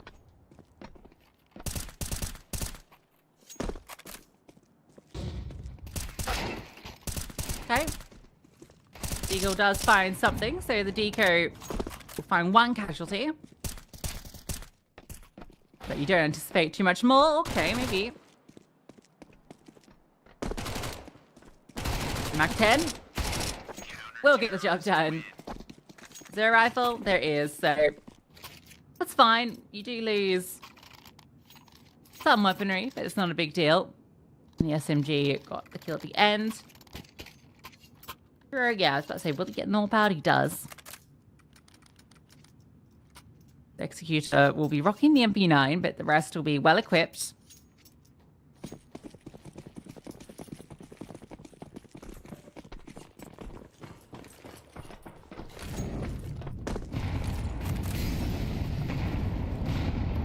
What do you have for us, Sangal? Outside. Give me the plate. Shopped to allow the cross. Are they just going to commit to a cross? That's the question. There is already a defender down below. And in fact, it looks like that's the AWP of Kiro. So he's in a perfect spot. Can't get caught in transition. Can't afford that slip up. He'll slide in. Oh, straight into Beanox's crosshair. That's the concern. The decision to reposition when they could already be down. He's punished for it, but a good bait and switch. Oh, the shots aren't connecting. Kinky, okay, they do. Looked like he'd made a bit of a mess, but he cleans it up. The Master's found the room. Kill. And a follow through. Kinky, a little too quick up the ladder. Flash hadn't popped yet. Is that go? Get the first T round, and it comes in the first gun round. Executor might give this a look in, but yeah, can't get past Mary.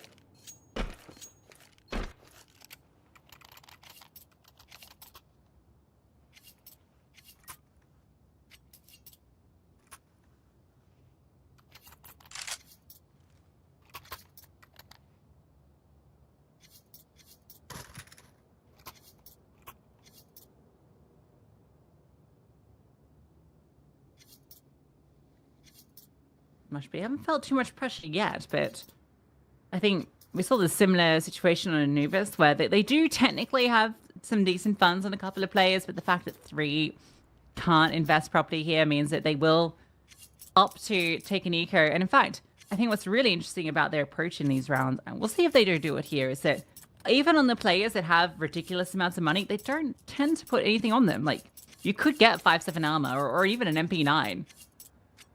Uh-oh.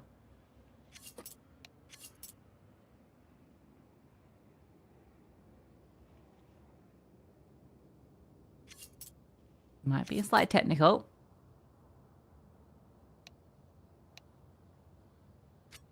Yeah, hopefully not anything too serious.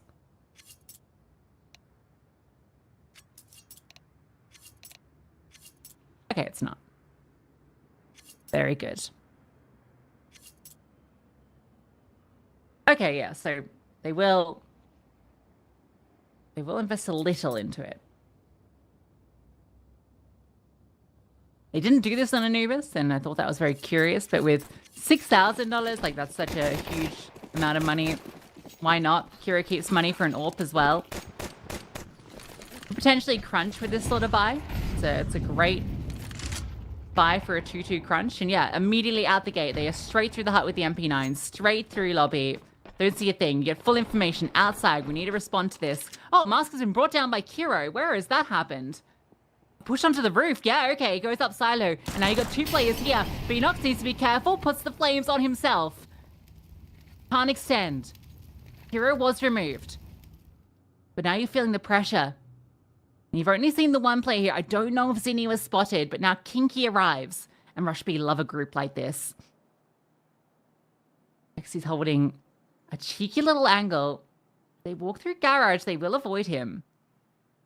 And he might get backstabbed. Is there a timer in his head? Oh, okay, you can see. Oh, this timing is outrageous. Oh, they come around the corner. It's an overwhelm. Beanox doubles down, but now Texty can come through. And you know where Mary was. He still has a chance in this. He's got a lot of time to work with. That's the key thing. Texty, if he's not careful, might give up a potential one-on-one. Mary starts to extend, spotted, and Texty will deliver it. Beautifully played by Rush B. Fast play into lobby.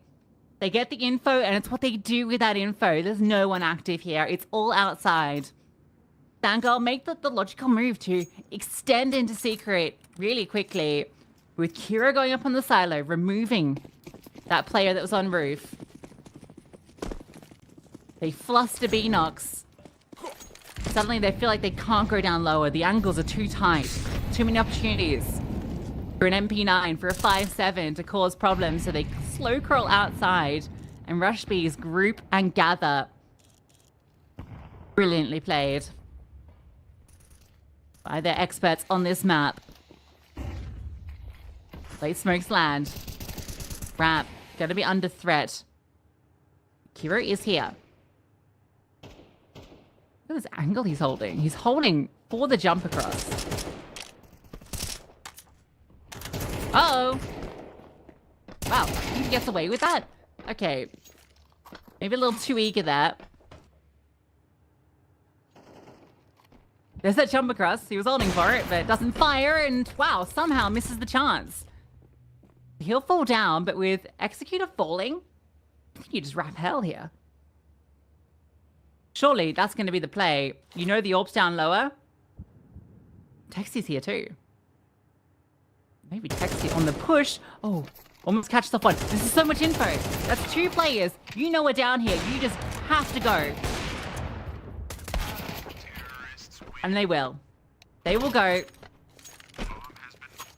fact, only leaves that 1 player. Again, I do love the mid-rounding from Rush B in that, but yeah, Kiro needed a little more from that position. I'm shocked he doesn't get a first kill. He's like 3 players. I don't know how he doesn't get a kill there. But the bigger issue is that Sangirl find 2 kills on their lurks. Beanox getting kinky. That one stung. And then there was a kill from Texty that comes onto Texty that comes in too.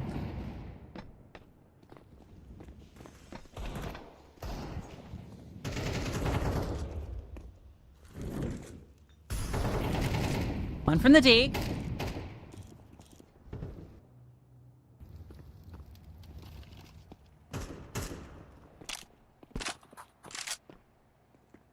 Just one. Again, there are a lot of players hanging out here that could cause concern, but... And they've all been noted. Oh my god. Texty, what a dig shot. Rushby make all of these rounds feel very claustrophobic for Sangirl.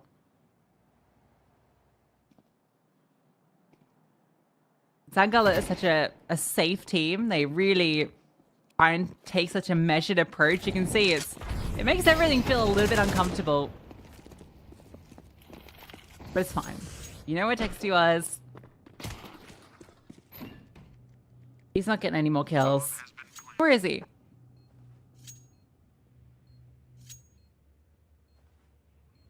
He's actually going to play it in a way to try and catch someone off guard, but given he faked out the fallback, Mouse is already here.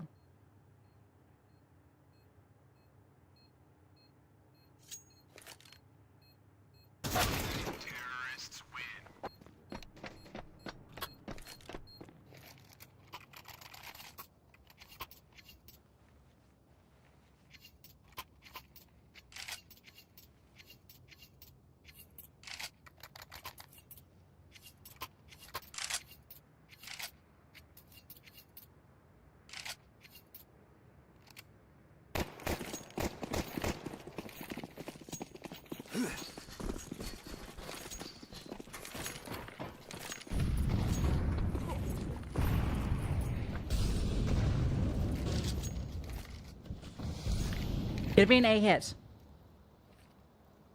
Mars sets up the utility. Backside Molly. One in the hand of Danis. That's full hut. Here comes the utility. Will they be committing off the back of it? Does look like they are taking the control out onto the bomb site. Some counter utility comes in, but no kills found yet. Rush B are not on the side. They are playing passive positions. Texty's pushed through on a fantastic flank timing.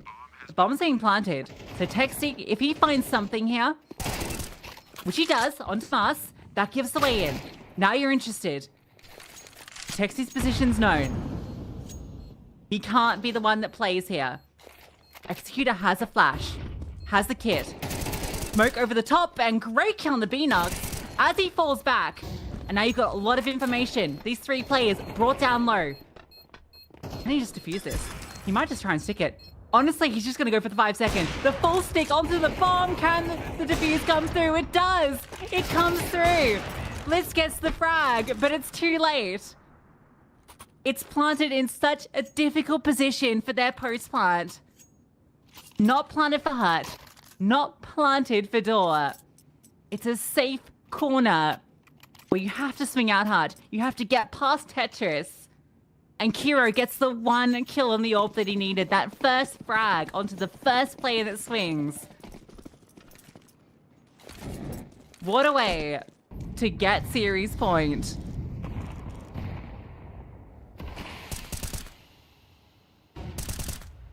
And now 4 chances to close.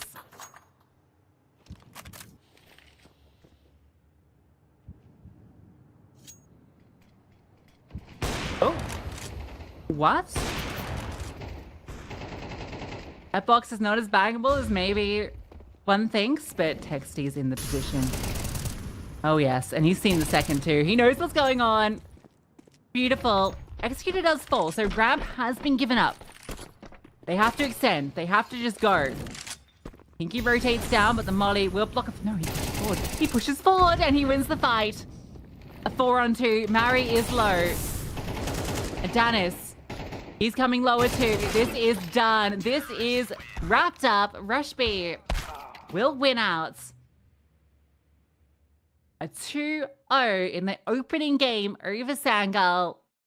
And the first win here in the CCT Global Finals. What a map. We knew that going into Nuke that Rush B would be obviously the favorite team going into that map. It's a map that they've been so solid on, but yeah, what a brilliant performance. Texie in particular towards the final tail end of that map, but overall it felt like everyone on Rush B was really contributing, and it's good they're able to convert off such a brilliant T side. For Sangal, it's a rough one because it really felt like they could have got things going on Anubis. They were in a good position. It felt like they were really able to build back into that game, but the lack of rounds in that first half really made this series difficult for them. Anubis was a must-win. Rush B continue their dominance on Nuke for a 2-0 start. I'm not sure if we have our MVP that we can take a look at from that game. I think there was a lot of players that were really contributing. Executor, I think, was the real standout for me. But yes, a great opening series from Rush B to kick things started. They're now sitting 1-0 in the group. Obviously still plenty of games to play. Sangal will have more chances to bounce back later in the week as Portuguese Family and Alliance are still in this group. And that's the game that we've got coming up next. So that's just our first game of the day. We've got 4 games coming to you on your screen. So when we come back, it will be Alliance versus Portuguese Family for our second game of CCT Season 3.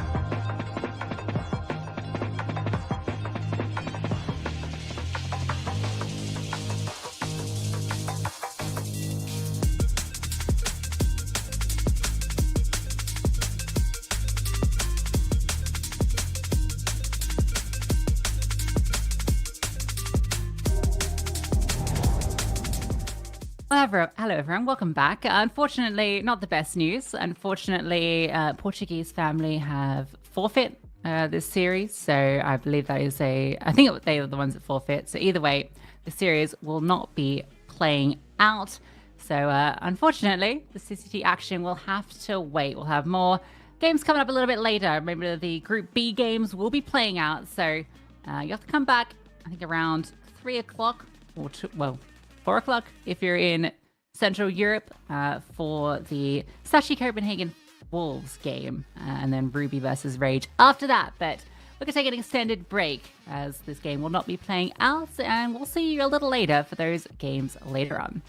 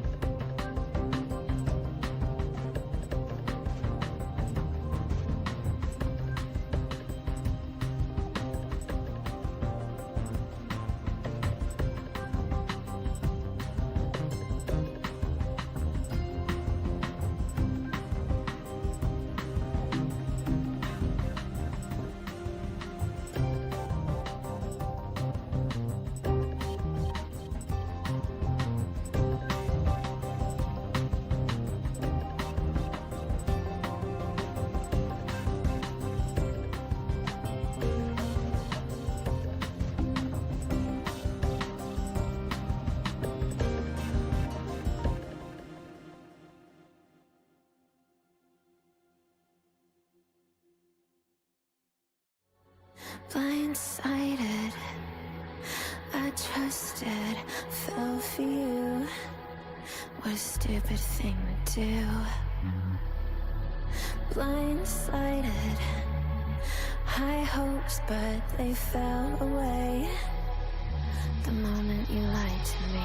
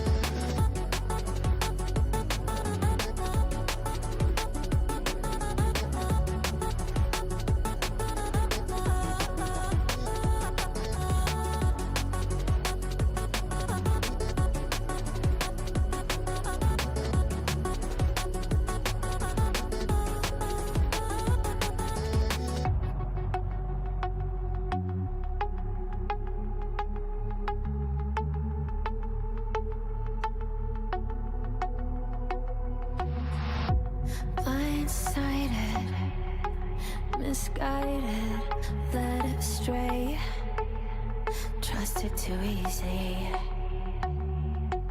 Blindsided, strung out on the smallest string, had me questioning everything. I don't know where I am now. Pedestal I had you on is crumbling down on the ground. It was all illusion. Where do I go now?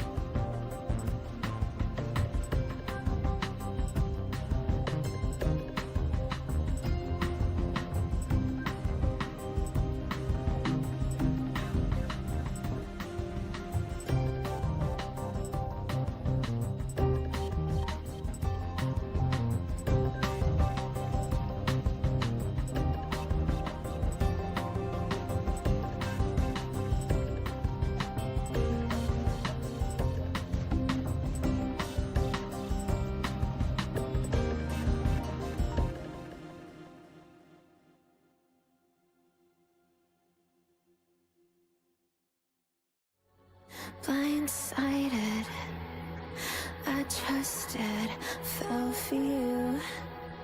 What a stupid thing to do. Blindsided, high hopes, but they fell away the moment you lied to me.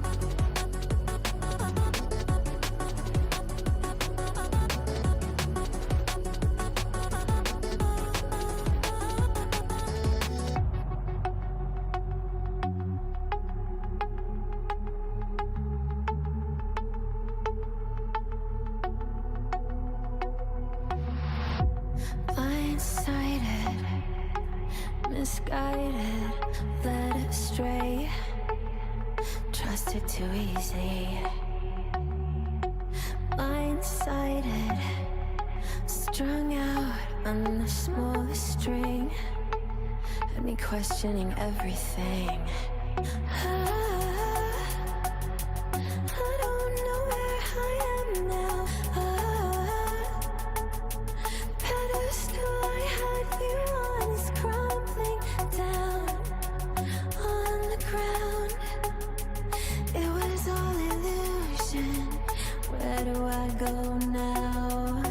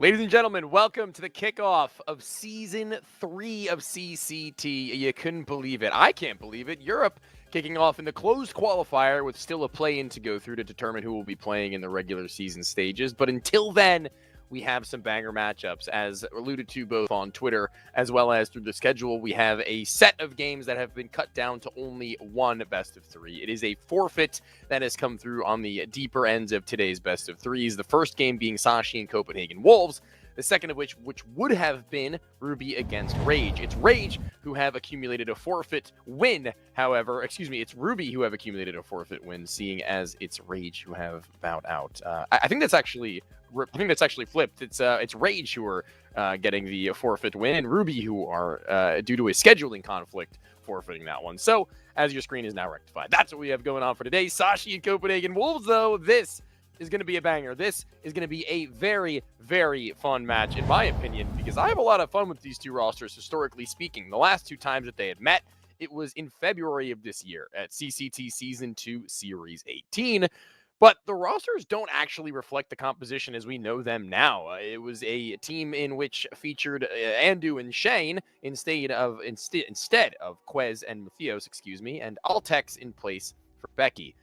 This best of three actually saw Sashi convincingly sweep them 2-0 on Dust 2, and Nuke with Mirage as the theoretical decider. But one major change in the expected map pool that has to be expected today is that Sashi have yet to play Dust 2 with Becky in the team. So letting Anubis through many a time in their vetoes more recently than they had with Altex is what I'm expecting to see a little bit more going into this one. Becky, interestingly enough, actually having been made way by Quez, who left Sashi just earlier this year. He parted ways with that roster and making way for Altex, who eventually made way for Becky. So, it all comes full circle, weirdly enough. And this is certainly going to be a place for one of these two teams to prove that they've come the better off of the two out in the head-to-head.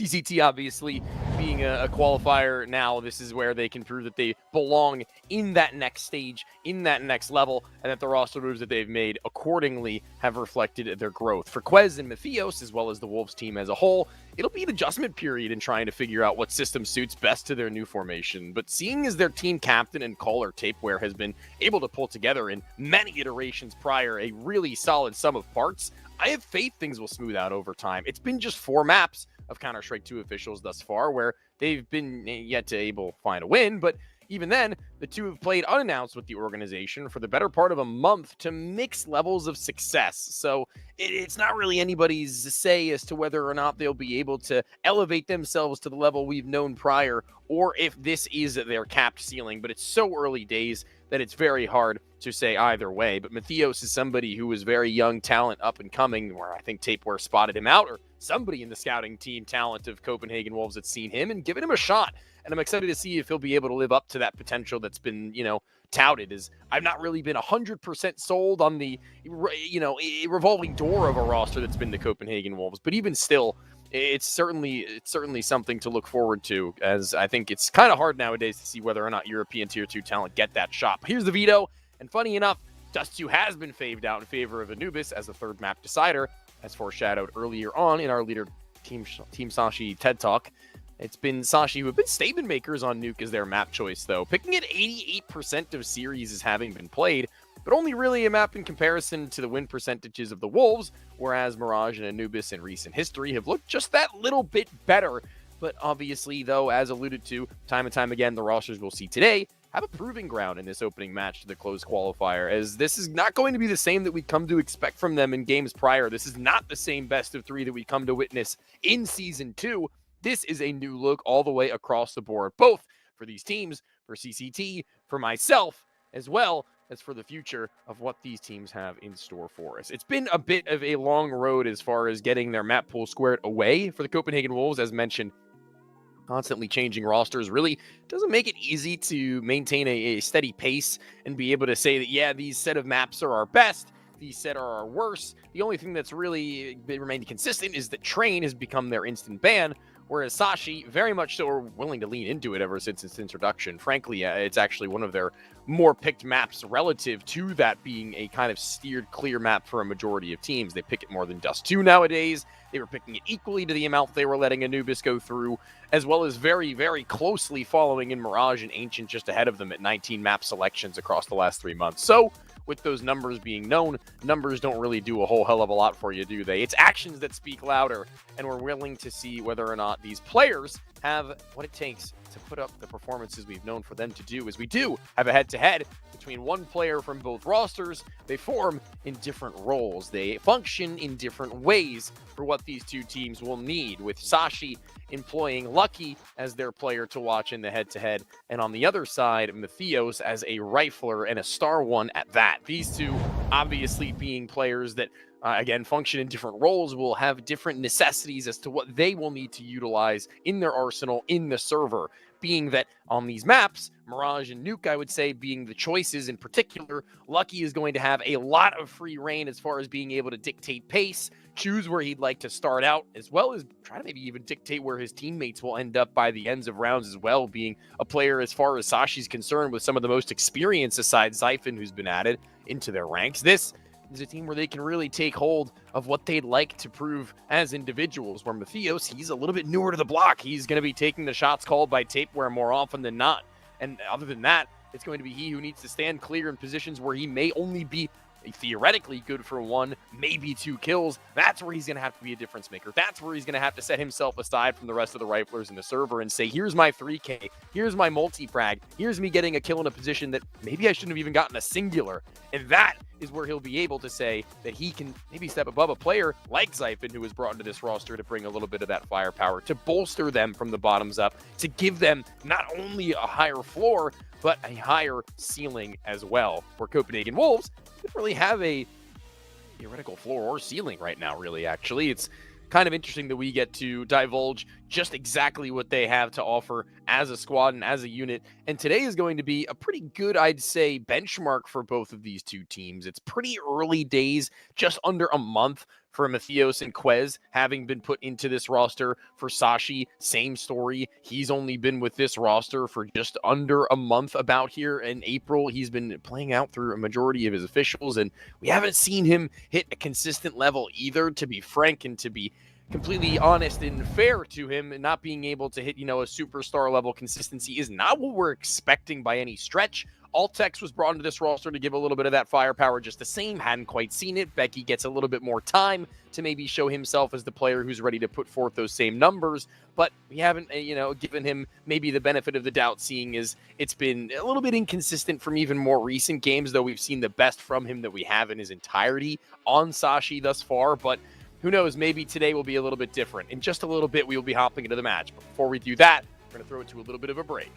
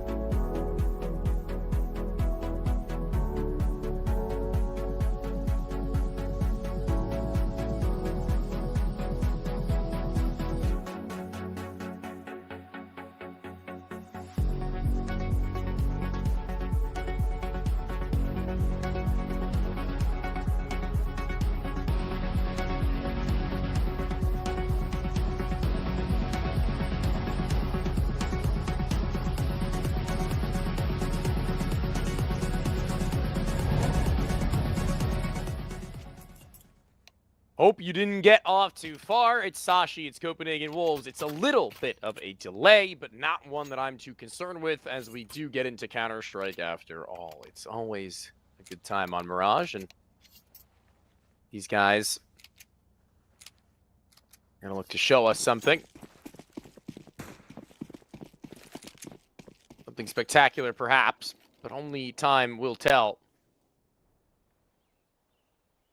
Not yet seeing much in the way of early action, quiet across the board, and a very curious full-way stack towards A. Dual Berettas and Khan. Iceberg has been given tools for success. He's the captain. He's isolated. And it will more likely than not, maybe due to some homework, be an A-sided finish. There's Bylani dispatched him. Will Iceberg get red? No, he won't. Cleared. He'll jump across the screen, but crosshair displacement for Quez to put him through and keep the man advantage. Looking good, but Matheos caught off. Bench, not a safe space. A player in either way, and Zyphen's been waiting all day long for his time to strike. Slaps down the first bomb, still on the backside of Quez, however. He'll not be free to pop back towards B. He'll have to duel his way out. He's stuck. Even from CT, he's got two players to deal with, and a reload is through, but going through the murder hole might be a misplay from Zyphen. Not quite. The reload that doesn't get off in time.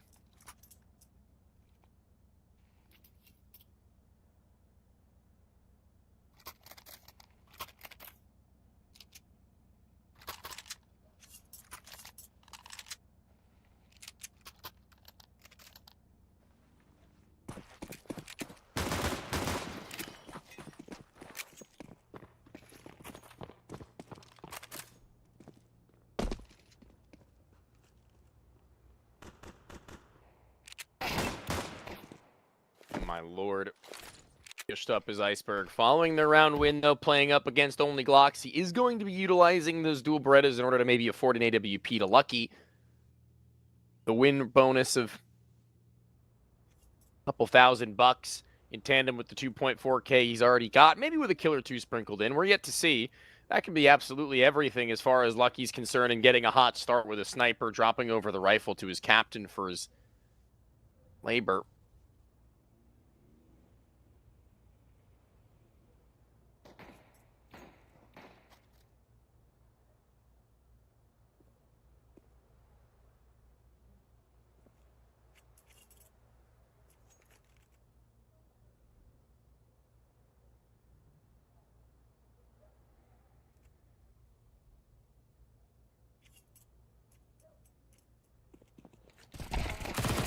Eventually, they're going to run it up back towards top mid on a pop from both sides. Thought they might catch at least one player off guard, but a very much so disciplined positioning from back and frontwards from these Sashi players leaves them with little to no issue to close out that round. As stated,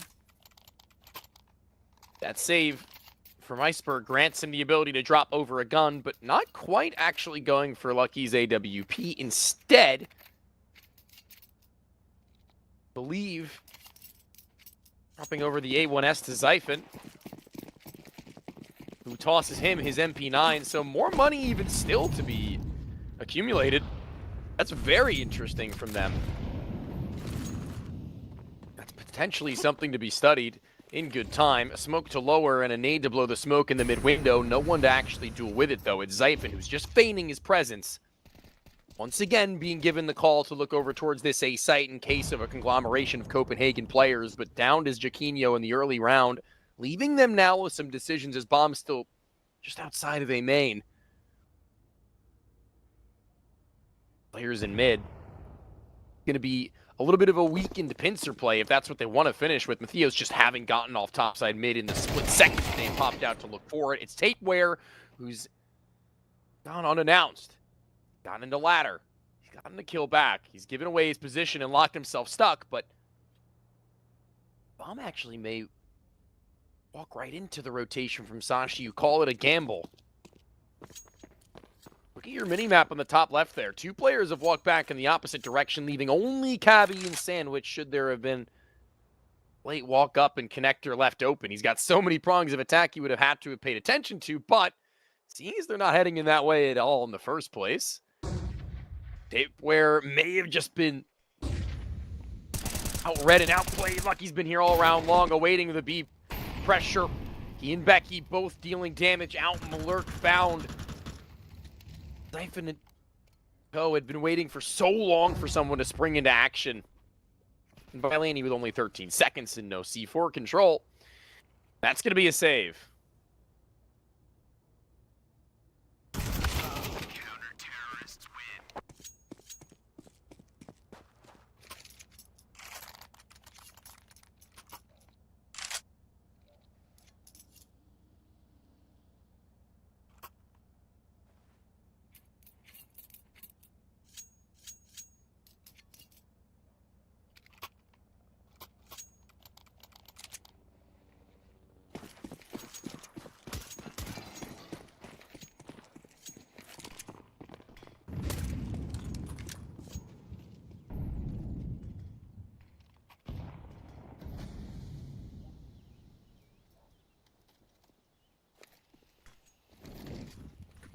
Inside of this smoke tape where having one replenished just behind him, he actually turns about face. The flashes get to pop. Cabby could have been blind after the fact with full vision.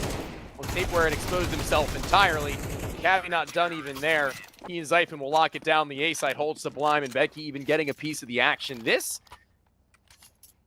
is looking to be a really, really nice beginning from Sashi on the CT side of the map choice of their adversaries who have yet to really show the depth that we'd come to anticipate. But all things considered, Copenhagen Wolves making a majority correct decisions in these rounds thus far. I think the one big fork in the road was that Sashi just went for a hard gamble on both A and B in the biggest rounds of it, being the first gun round as well as the pistol.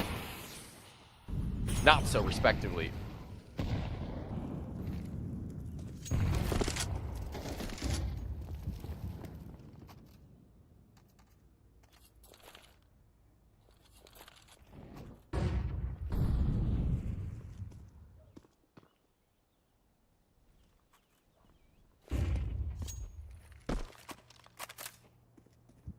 Once again, early player dealt with in mid this time. Tape where worse for it.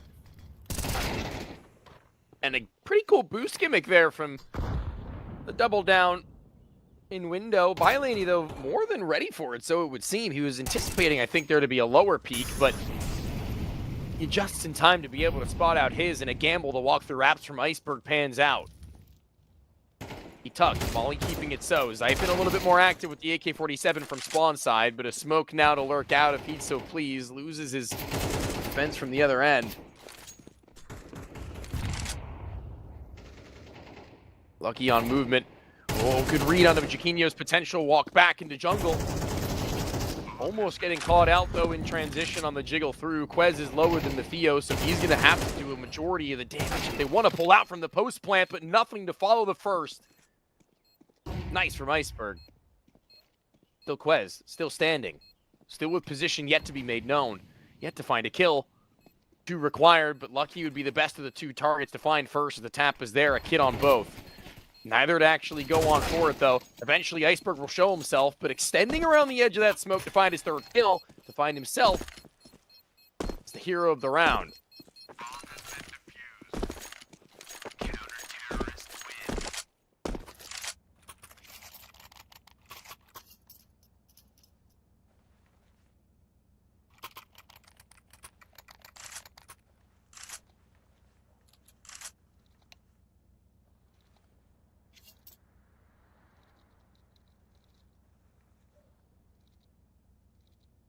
Tactical timeout.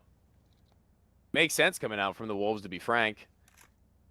At a juncture such as this, having found only 1 kill per player, aside from Bailani, who's acquired a double. There's not much to write home about in terms of their individuality, breaking through moments where Sashi made out read them tactically.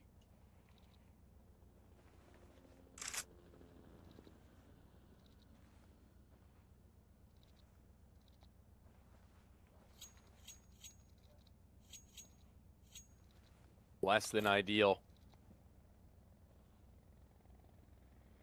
as a starter.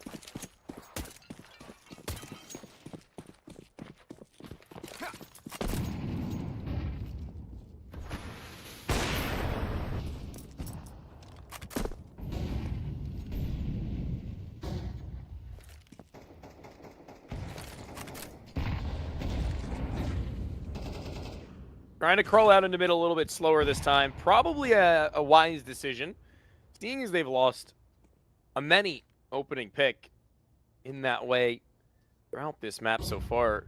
Cabby's waiting for somebody to expose their head from the bench. Very patient in it. Although if he were to get walked up on Cat, there's a timing to where it's entirely possible and he'd get folded, but...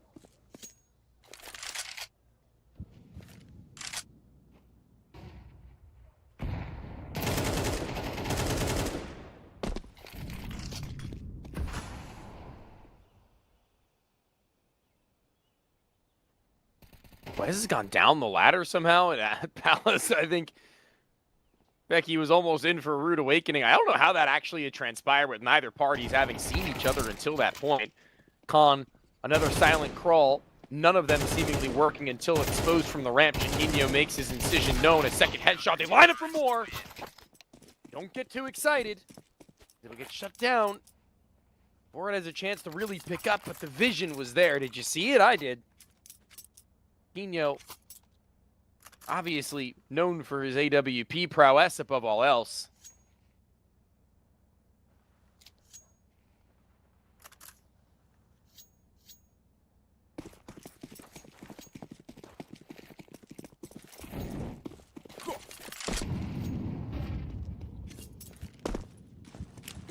B. Milani at the forefront. 3 players just behind, still at top of mid. We're listening.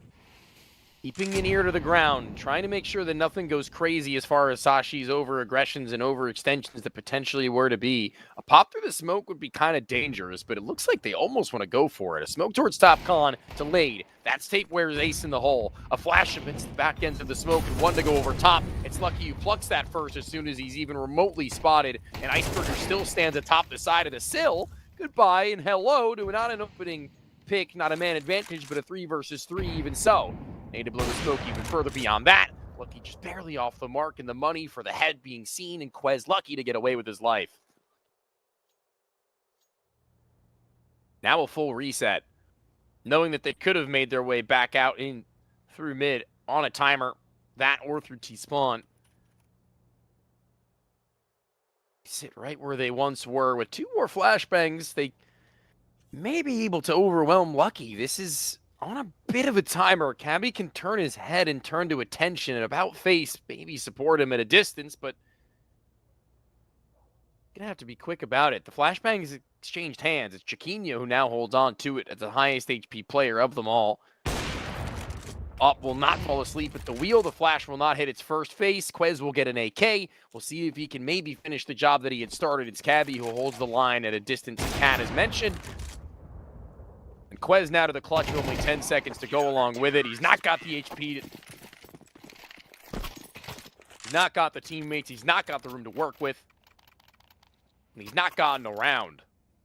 Sashi, you've gotten up to 7 now. This half looking mighty fine.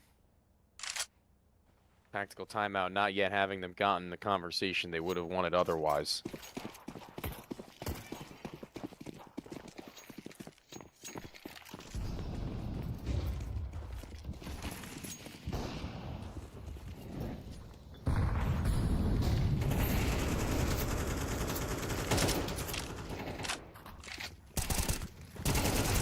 Shots from the A1S, even finding one on the precipice of the smoke as Matthias will expose himself for only a split second. Still made mincemeat by Zyphon and a re-aggression towards a main. Well done by Sashi to make this move, because there's a player in Palace. He's been waiting all this time to maybe walk out and through, and Quez might have just waited a second or two too long, because they've got all the info that they really need to play off of the site and allow them up through con.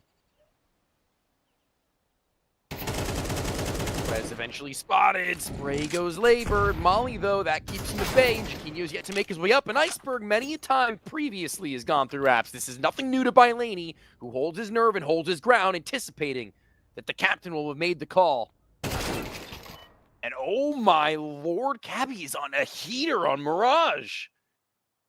Peak after peak in full confidence. This guy takes his liberties to go deeper into duels.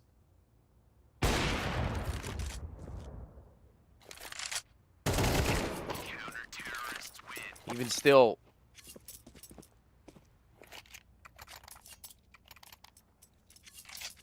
they know they've got to go in for these rounds. These Wolves guys have not yet elevated to the level that we come to anticipate from their map choice. At that.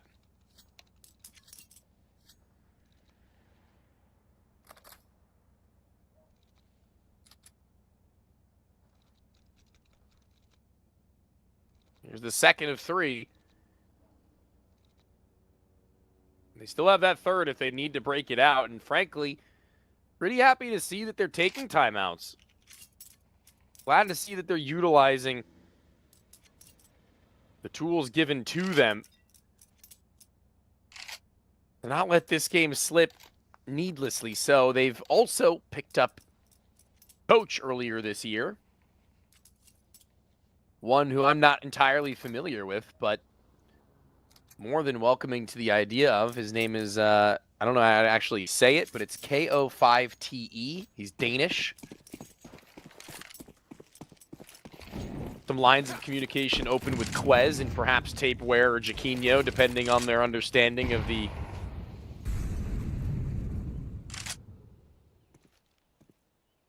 Danish language. An assistant coach, a Brazilian named Nero, who joined just last month. So these two guys, hand in hand, looking to give them the information that they require to make educated decisions as far as this half would go. It's Sashi who's made many more educated decisions than otherwise. As Cabby is snappy to Quez's cross by Laney, much bigger and better from the top side of the balcony to refrag. A 1-for-1 with an 8K to the ground retrieve as Tapeware has been allowed to do so. Zyphon makes good of the blow to the side of the smoke. Vision enough. No, lucky. No, unlucky in the unzoom. But Theos given a second chance at life, and from the grace of the gods above, it's a first round given by flubbed positioning. If we're lucky, you would have thought that he would have just held the line. Gets the fight that he was anticipating, but even then, it isn't enough.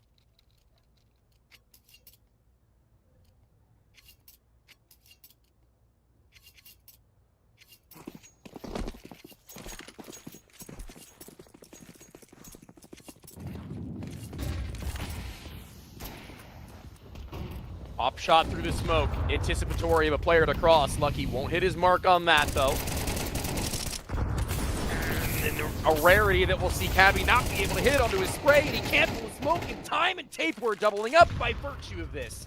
One with the utility set and the other by pure firepower sends Cabby and Zyphon packing and sends a bit of a spiral into the Sashi camp.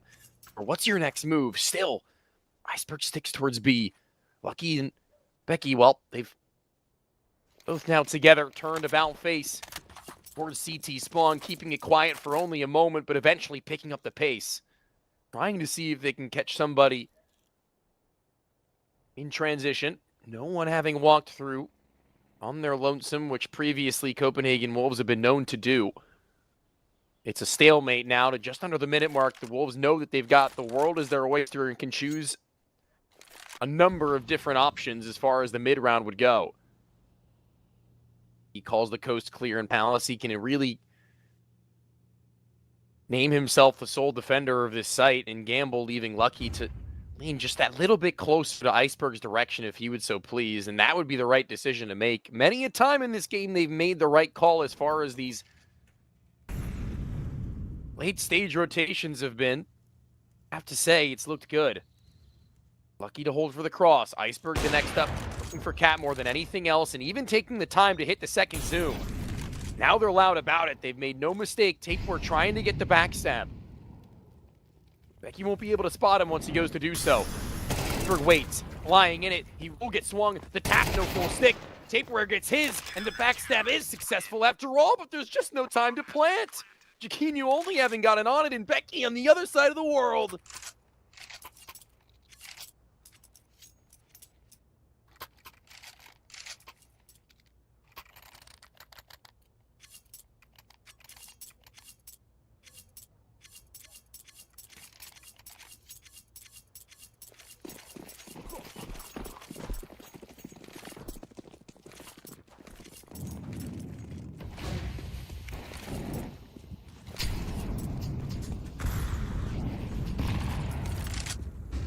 been a little bit of a nightmare for Copenhagen Wolves in this game, I cannot lie to you. Everything that could have gone wrong except for one single round where they get an isolated instance of fortune given over to them has. Tapeware, he's tried this before. He's tried to be the solo mid player. It hadn't worked the previous iteration of this call. This time he does at least find his opening. He does at least find his impact before they pop into the B site, but everything else crumbling as it has. And the final stages of life for the Opera tucked to the corner, but not evading the line of sights of Iceberg, who wants him, who wants double digits, who needs this first map.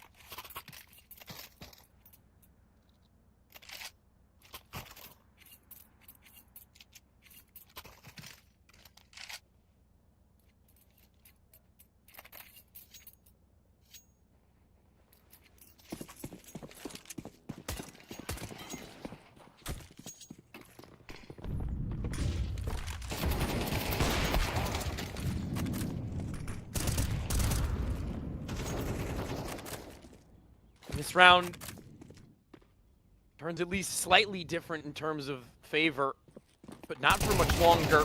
Over topside stairs, maybe overzealous, maybe perfect levels of confidence that had nearly gotten them the way back in. The bomb planted with no cross to CT spawn, and Iceberg only now just having called the coast clear at B. The lurk back towards mid to where Jaquinho presides. Takeware, one bullet will be all that's needed to finish him. The hit onto Jaquinho has been found, and now they can just lock sights onto Matthios, who's stuck towards the default. Not yet made known, but that molly, not sure if it'll burn him. It doesn't seem to have been the case. He's still going to tuck low, head on exposed, and Zyphon holding Durant. His teammate will swing their sight. They're both looking for two prongs of assault, and they'll make it work. It's Zyphon to drop off the top of the ropes to find them 11 in the 12th.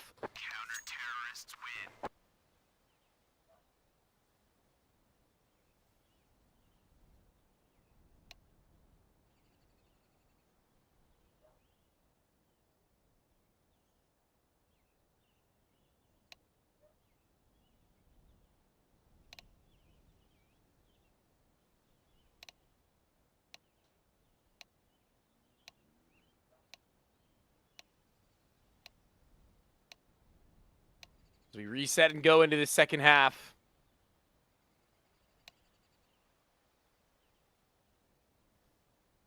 We're going to need to see a Copenhagen Wolves team lit aflame. We're going to have to see them at the top of their game with everything on the line as far as their map is concerned. That second one being the choice of Sashi and Nuke, in which we'd very rarely seen them go amiss.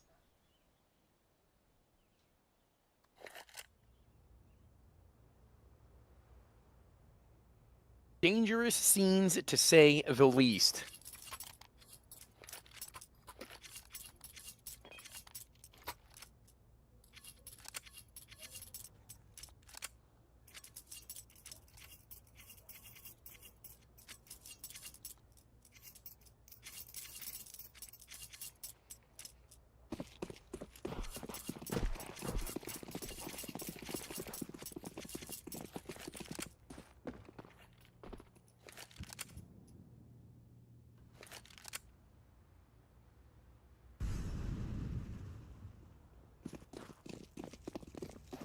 Eventually, they'll put the foot to the gas in mid, run it through, very similar to this last round of, this last half's first pistol. With one player having gone unnoticed up towards stairs, he's only going to be able to find the one, very reminiscent of the dualies. Much better held. But look, he's gotten into CT spawn. I don't even know how that's possible, but they seem to have an inkling. Must have run by them as all the other action had happened.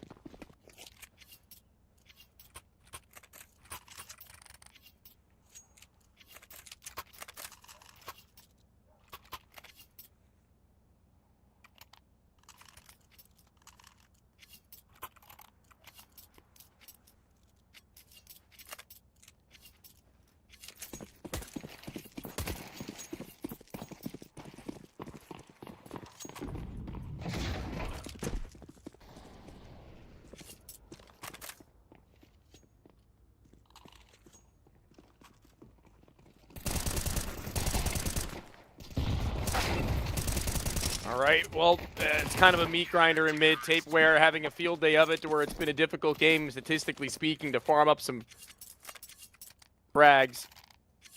Makes sense here. Get a couple of extra bucks. Making it look competitive. Well, that's just kind of a secondary thought to them.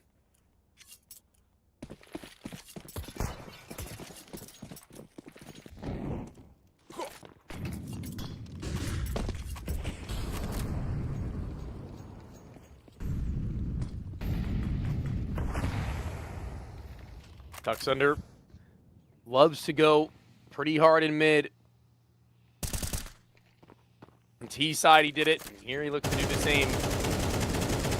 I don't know how everybody in the audience feels, but I simply don't understand the appeal of the view model being utilized nowadays. The Doom-esque view model. I find it much more distracting than it's supposed to be. Taking away from the distraction of a gun. Maybe I should knock it until I actually try it. Maybe there is something to it, but everybody's hopping on the train now.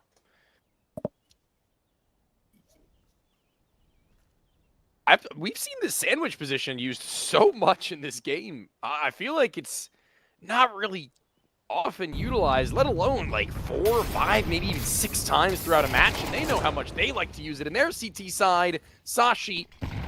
So they look to pull that one apart before it becomes a problem for them.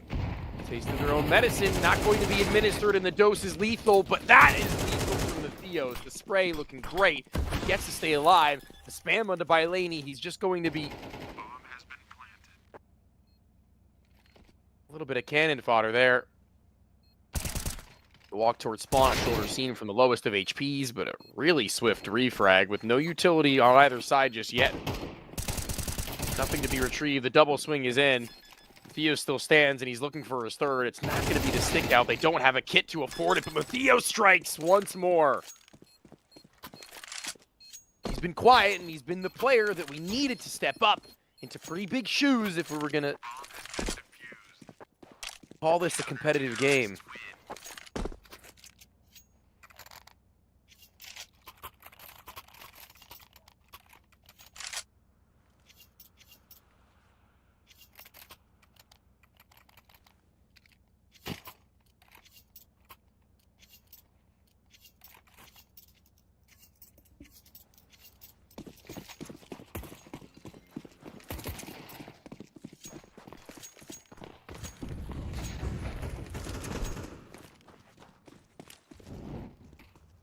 Matthias is...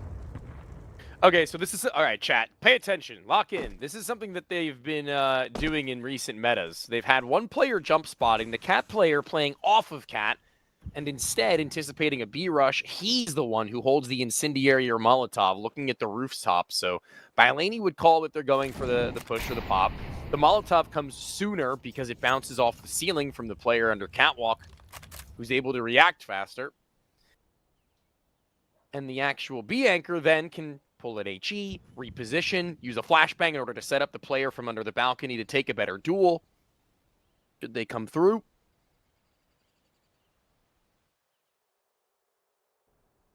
So, if you ever want to switch up your game style a little bit, or you're expecting a B pop in pressure for the first, like, 30 seconds or so, there you go.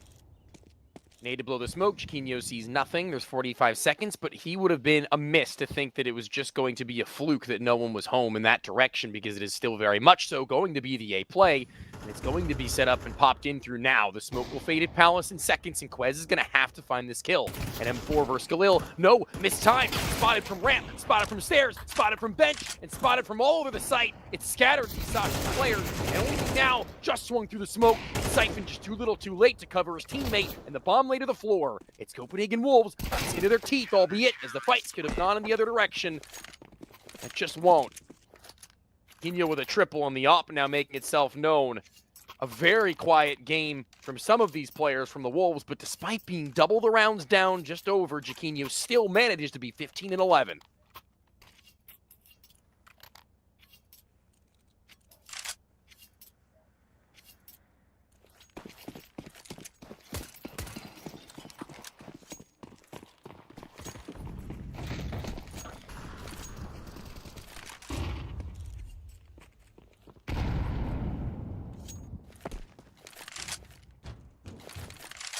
Yeah, so this roster, for those of you who weren't here for the pre-show, for the Copenhagen Wolves has only existed for about a month now, but what has Lucky just done? What has Lucky just done? Jaquinho's left in the open with only his USP, and Lucky will put down even a third? He's been allowed to cross deeper in towards triple. Having already gotten the double D down, Matheos also put in his place. Zyphon may have just done this. Needs to call on Becky from the A site, or does he? He will. Because he's been dispatched of just the same, and the ball is in the red. One shot from either, and Bailani keeps things in track. No bomb plant, op retrieved.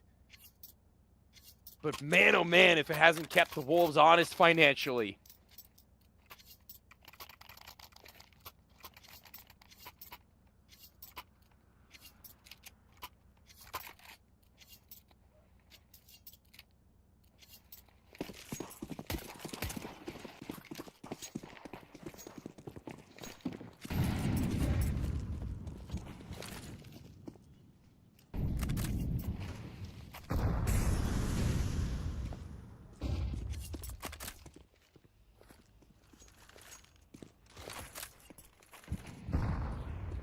Need to blow that palace smoke only slightly. They're still going to pop through it. A molly to stairs side to where Quez is no longer given vision, and they're in. They're hot to trot. They're out. This time with rifles, this time with CT control, and now it's a 5 versus 5 retake. With barely any damage exchanged, it's only Quez who's taken any. Alley-oop in towards window. Zyphon late in mid. Very late in mid. And what am I witnessing right now? A 5-man retake from CT spawn. Matheos still sits towards jungle side, I guess, but Molly's going to stop them in their tracks. Tapeware's going to have to go through a singular flash.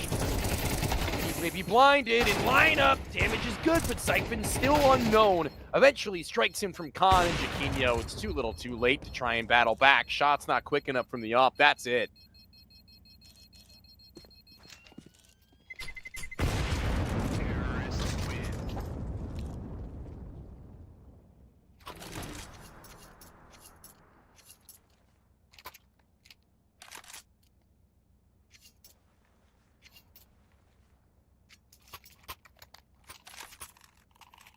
Talk about that last round where I was mentioning that keeping them financially honest was a big piece to their closing of this game. Yeah, well now, 12-6.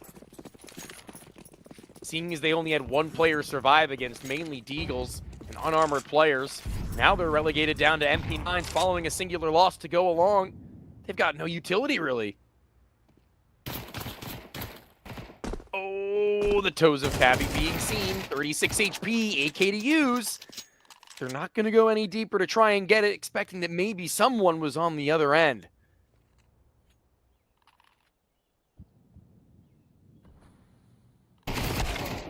Oh, and that's probably what could very well be the final nail in the coffin. I mean, it's still a 4v4, sure, but Jaquinho's op is stuck at stairs. Iceberg's gotten into spawn.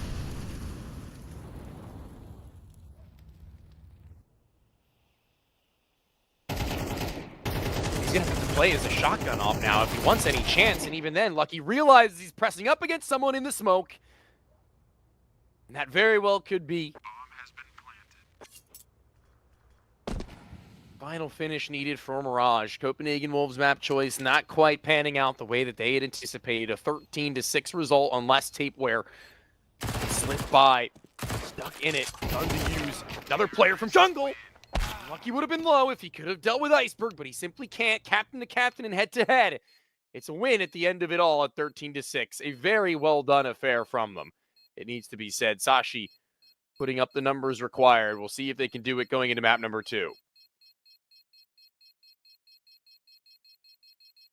Feels like that Nuke is destined to be able to close out a series like this. We've seen them play on it before, but Sashi were the ones to have actually won that out, despite the new look from this Copenhagen Wolves team. I mean, given what we had already witnessed in that match there, you want to say that maybe there's some more room to be worked with given a CT side start, but you know, I think that going into this next map, having warmed up very much so on the AK-47s, Lucky being a bit of a masterclass member for the squad on that map as well, being able to pick them apart is going to be a big portion of his game plan. And if we can't see Jaquinho put up the same numbers that we had, maybe a little bit deflated seeing his other players had faltered, then we're not really sure what to come to anticipate. But, you know, Nuke, again, it could be a turnaround. It could be a difference maker. Anubis, the real difference in the last set of best of threes that we had seen these two teams clash on, it was Dust 2 previously, but Anubis is something that we'd also know to be pretty provocative from Copenhagen Wolves in times prior where Tapeware calls a better game than many, I would say, around the same level, but a closed qualifier is not where you want to fall. You want to see yourself excelling into that next level. We'll have to see whether or not that will be the case, though. As Nuke is on the horizons, it may be a close for Sashi, or maybe we'll see a bounce back from the side of their adversaries in just a bit time.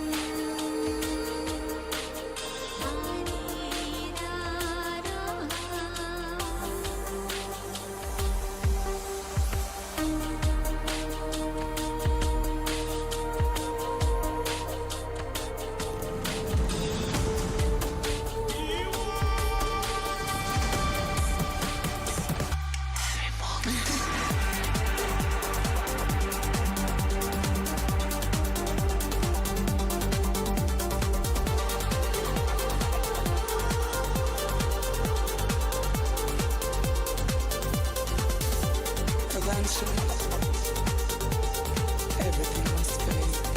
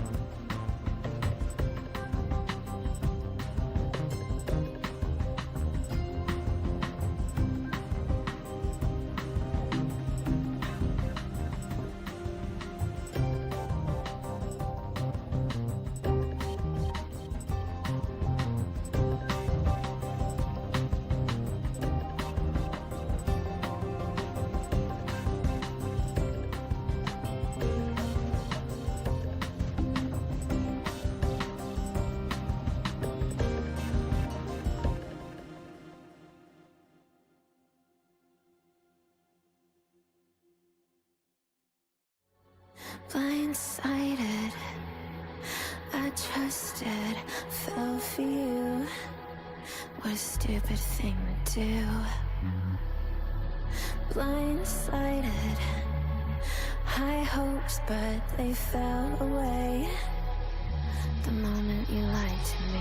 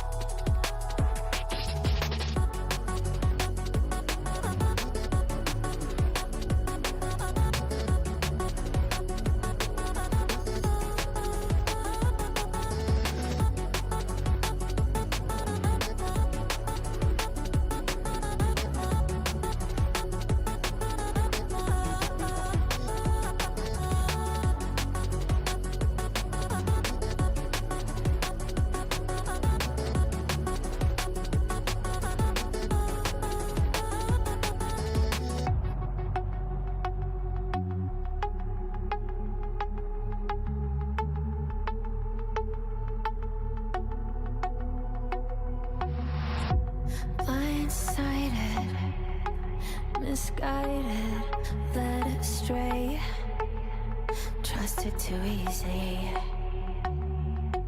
Blindsided, strung out on the smallest string, had me questioning everything. All right, Nuke, baby, map 2. Series 1 of what would have been 2, but this is all you get for today. The closed qualifiers featuring Sashi and the Copenhagen Wolves. Ruby and Rage no longer. This is what we'll have to settle for, and this is what Copenhagen Wolves are going to have to deliver. An absolute banger of a victory in order to give them a chance back into the series for me and my money, as well as for what would be a 2-0 for Sashi again. Since the last that they had met. One season a difference, but no matter for they, as it would seem. Theos, we like to see. Killer instincts from the USP to pop down a couple heads. They pause on the pop through. Regroup and regain and look to head outside. They've got a smoke and a molly to still utilize. Interesting to say the least. The possibilities are not exactly endless.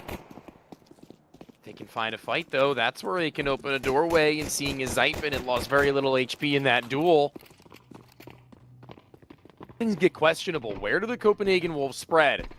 They get a late lurk outside shut down as they've left one still out towards garage. It's Quez who heads over towards ramp to regroup with the other of the two USPs, and Bylania's Tapeware is stuck center sight. The smoke that allows them actually to either go for a plant inside it should they have killed him, or they can just pop right back up into A. Lucky. Bomb has been planted.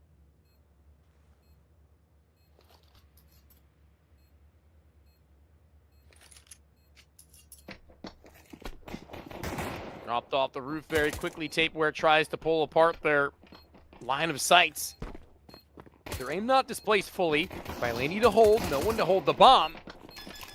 And Iceberg on such a late wrap. The tap gone to full stick. 10 seconds. No fight just yet. He has to expose himself. Iceberg only needs to kill one. I believe there is no kid. It's 10 seconds. I think they just barely had gotten it through. Quez, it's going to be a split-second finish. But have Sashi just managed to do it off the set? Oh my lord, they did! The last second lurk. What is this? A disconnect from the fifth who returns, but well established is the 1 versus 3.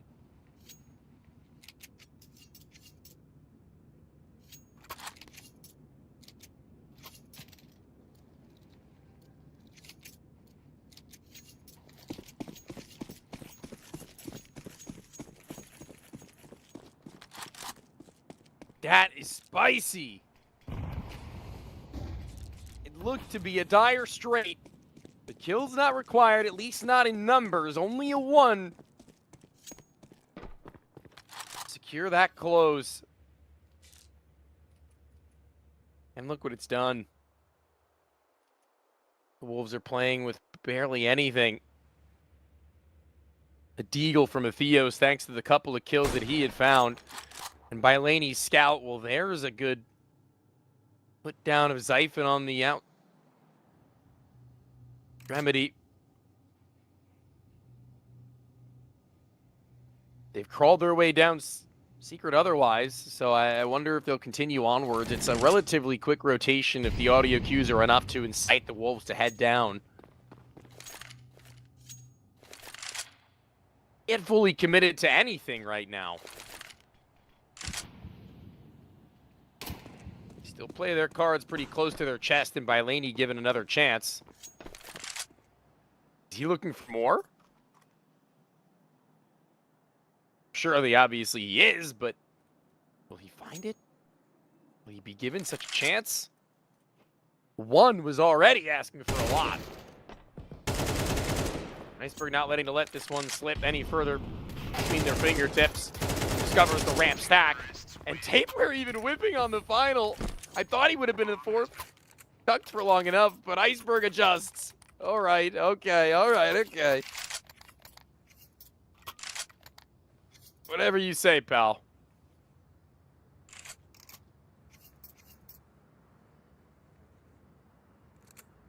That was the last thing that I was expecting was the whip around, but he makes it look relatively clean.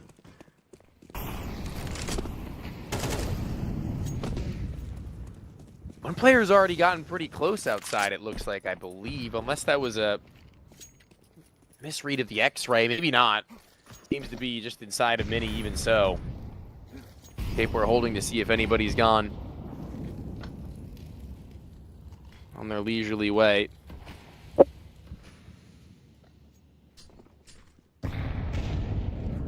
I think they missed the mark on that HE there, and it actually had come back to bite them. Lucky and Iceberg now within range of a one headshot finish from the M4s.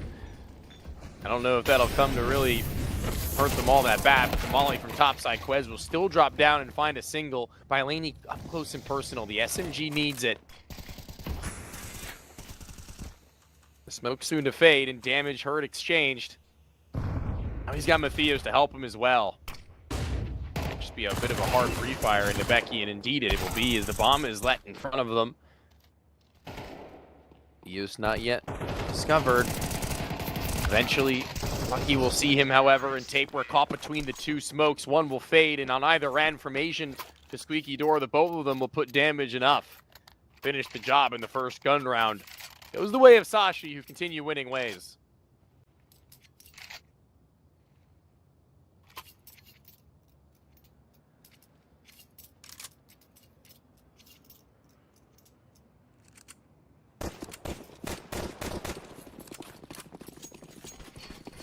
Still feel what they've built over from that last map, continuing to roll into this one.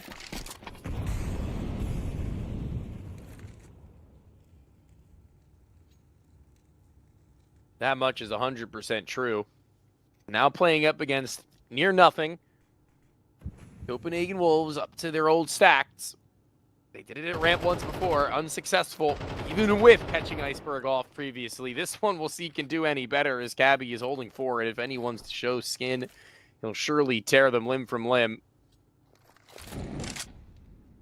Set Molly for the back ends of the ramp if anyone was getting cheeky. Not the case. Quez not exposed, but Matthias will expose himself.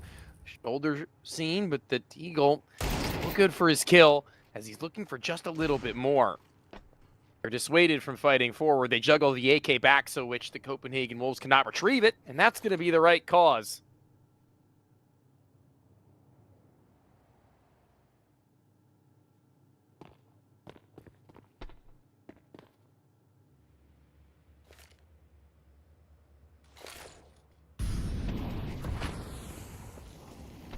What's the next step?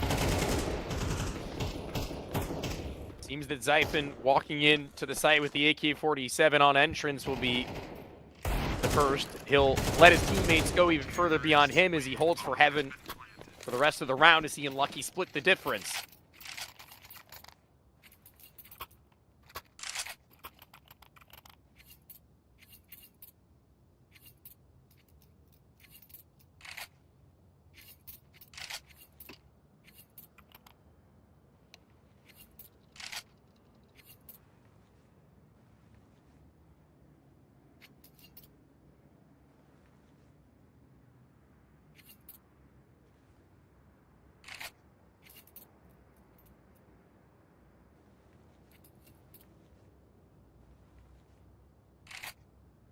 It's a little more like it.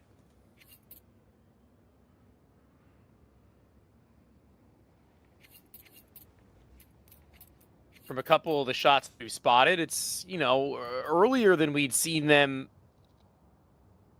show their teeth as far as even on pistols would go in the last map, but it's CT side Nuke. I mean, how much longer can you really allow this to go to the wayside?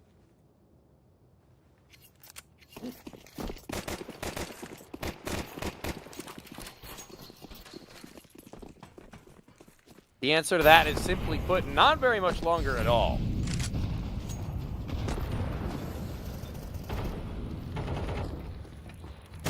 Hearing over top.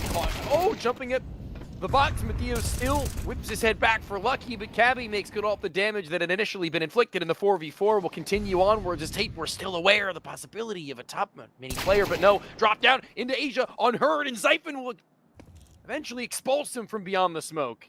Adios, and hello to a man advantage, doubly so, to which Quez will do all that he can to bring back. And Jaquinho stuck around and about and listening for inner sides of A. He's been wrapped upon. Cabby, who had been at ramp, the top side of it rather, so long ago, between both CTs, and they have to be aware of it as at least a possibility. Cabby for the reclear and Jaquinho for the push forwards to not keep his back exposed.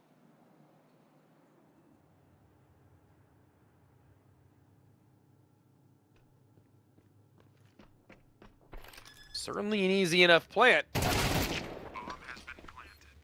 But the hold will have been a different story if Cabby hadn't turned in the moment that Quez had peeped his head up the railing.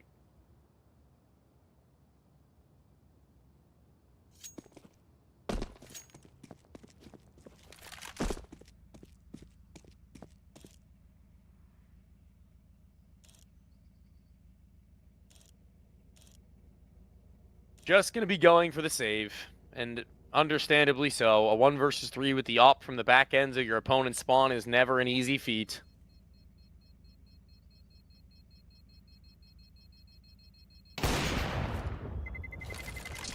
Terrorists win. Be able to get a shot in before going down. Looks fine.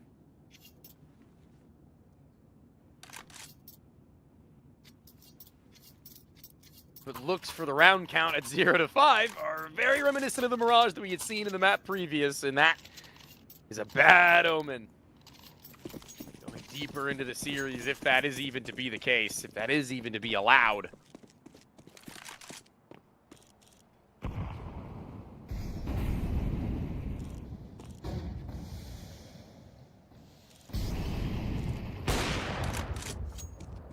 Not refraining from a shot, though, and still letting loose is Jaquinho. We'd seen this buy as the last of the CT half to close out the last map with 4 MP9s in the off for the sniper that yet really been given a chance.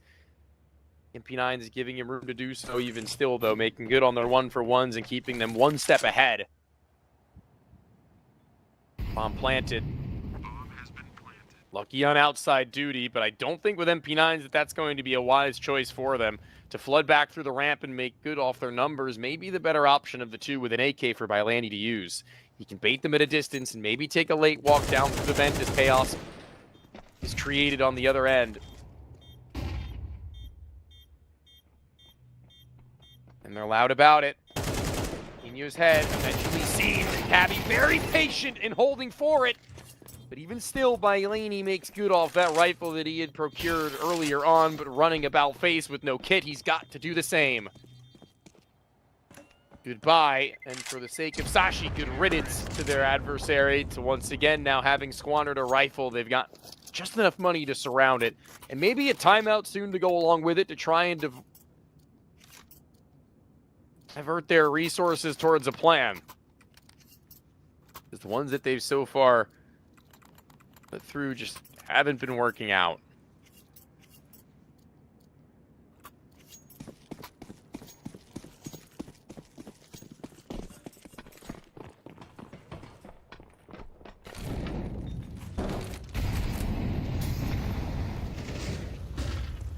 Umber sits amidst the smoke, pushes for outside with a flash to go along with it, but Iceberg barely blinded. It's his teammate's flash that does better for him on the right side. Swings out, finds them, their captain down once more, and Jaquinho not long after for this world put aside.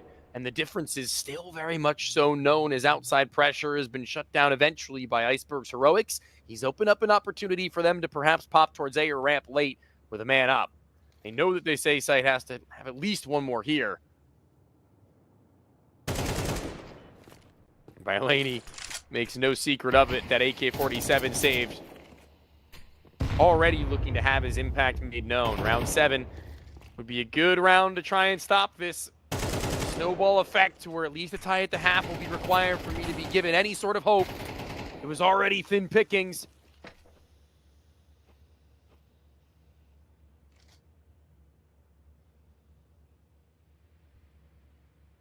Everything goes quiet. World falls silent. To eventually been made very much so loud. And the footsteps are on and the run is through and the timing to peak. It's very well met with Bailaney, the one to call Mathios in. As he's allowed to just hold mouse 1. There's their first, and there's a reason. There's a breath of fresh air, to say the least.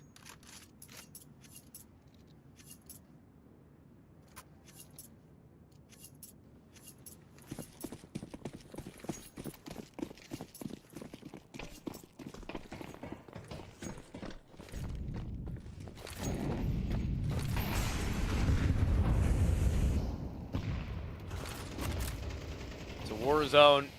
As far as the utility herd will have gone, as Iceberg is once again left to his own devices on outside. It worked well enough for him. He found 2 kills. He found them the man advantage, and he found them a way to be able to try and put through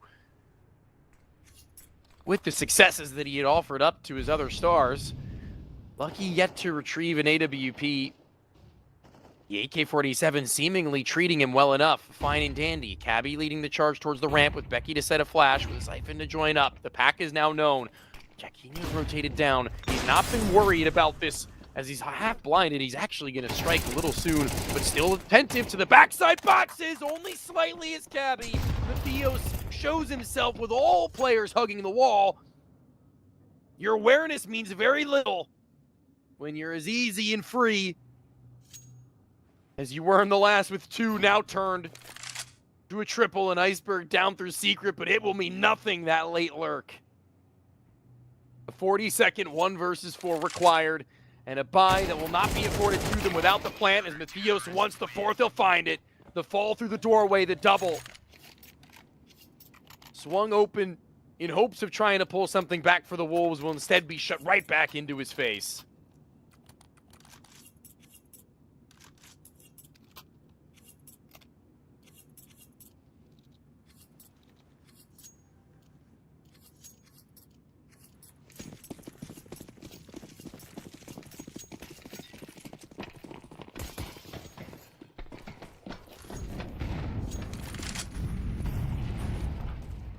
Their belief in themselves certainly looking to be still very much so there, at the very least in regards to Mathios. Not the finished kill, but a leg to Lucky, and Jaquinho still stuck in it from the bottom left of the ramp, but Lucky on a limp, still finding a deke shot. Goodbye Mathios, the heaviest of hitters for the Wolves thus far.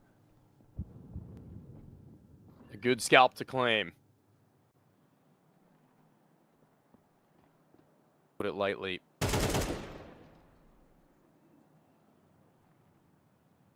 An AK for Becky to utilize. Finds one on the side of the head once again, and Bailaney wants to come from the secret steps, but he might be dispatched of in moments' time. Iceberg has him back turned. And oh no. Jaquinho needs to play off of the wall and realizes this much and picks up an AK-47 for the higher fire rate to try and pincer Becky, who'd been a thorn in their side all round long. And may be good for a 3rd. He was snappy for the shoulder shot to outside. Garage pulls an 8, does minimal damage, but damage enough to which the 2nd player to slip up through that fence side and Figure out the round has no problems. Extraordinary stuff.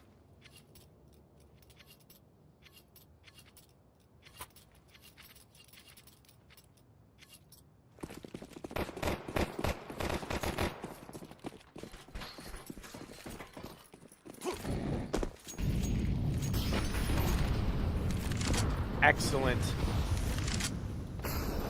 Lucky sniper that we get to see eventually put into his hands by Chiquinho, who'd let his secret steps and his efforts in the last, is already going to come back to bite them. Bailani holds his ground for only so long. He's been playing well enough from Mini and Hut, but it's too much to ask when Sashi comes swarming.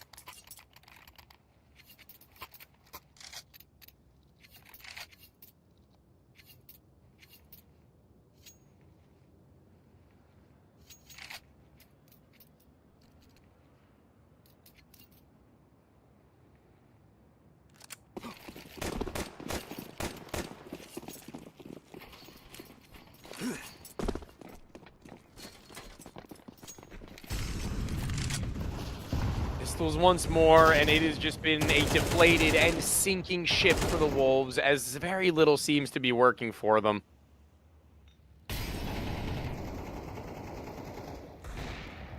They falter and fail out, flunking at a majority of these early kills, but hold on though, Chiquinho giving us a second to breathe.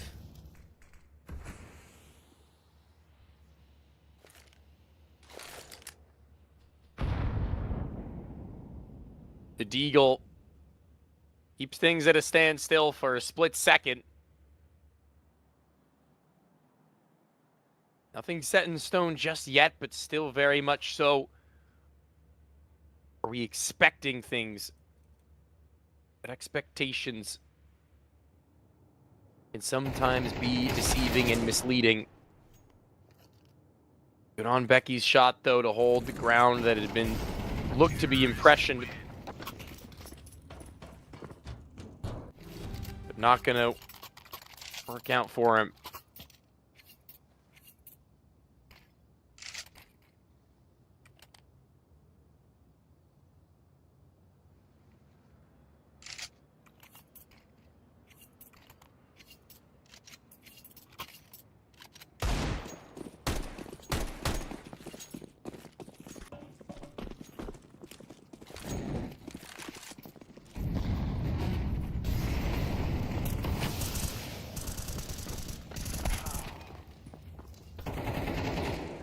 Les getting aggressive, now looking to force the issue. These guys on the Wolves are kind of tired of sitting on their hands and allowing them to run amok.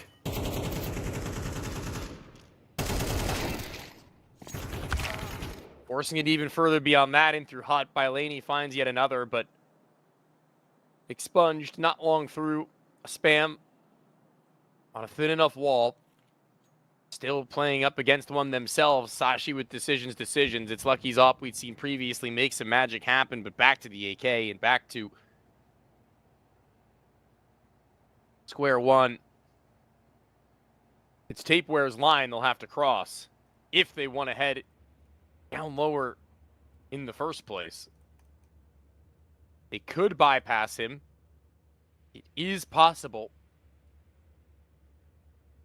Exactly most well defended of A bomb sites, but there goes audio cues to where now this hold should be more than simple. Lucky not able to refrag. Anticipating him having tucked, it looked like for a second there.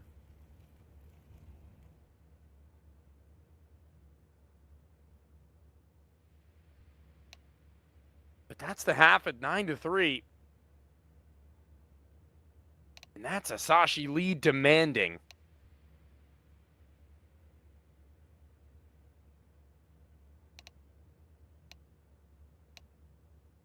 And I don't need to tell you that. I'm sure you're more than well aware. And we flip things around. With a pistol round that, frankly, feels as if it were all or nothing for this game.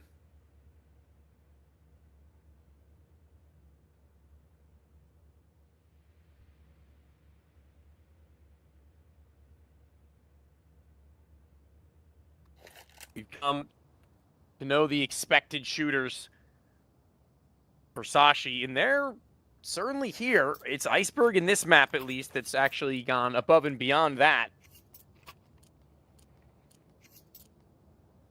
As the guy that we weren't really pinning to be the one to do so, but, you know, you'll take it where you can get it.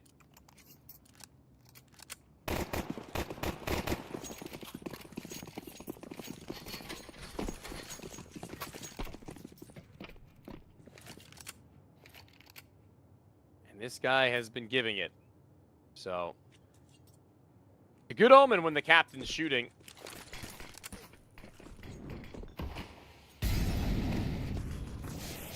Iceberg turns, they're coming through the smoke at Hut, and not exactly fully aware of the opposite Mustang and Mustang positions, but still keeping their wits about them to clear it later on, given by Laney's fall, a dink through the door and a dink through the wall. In exchange, it's Cabby in the red. And they still have to go for this one, and I think that the D's are more than well aware of where they're coming from. Goodbye, Cabby. Hello to a Quez double. Maybe even the third, not too far in the distant future. And Matthias will turn about to help out. There's a little bit of a loosening of the collar. They can now say that they've at least got the financial makings of a return to form. T-side, 5 rounds agape, even still. A very long road lays ahead.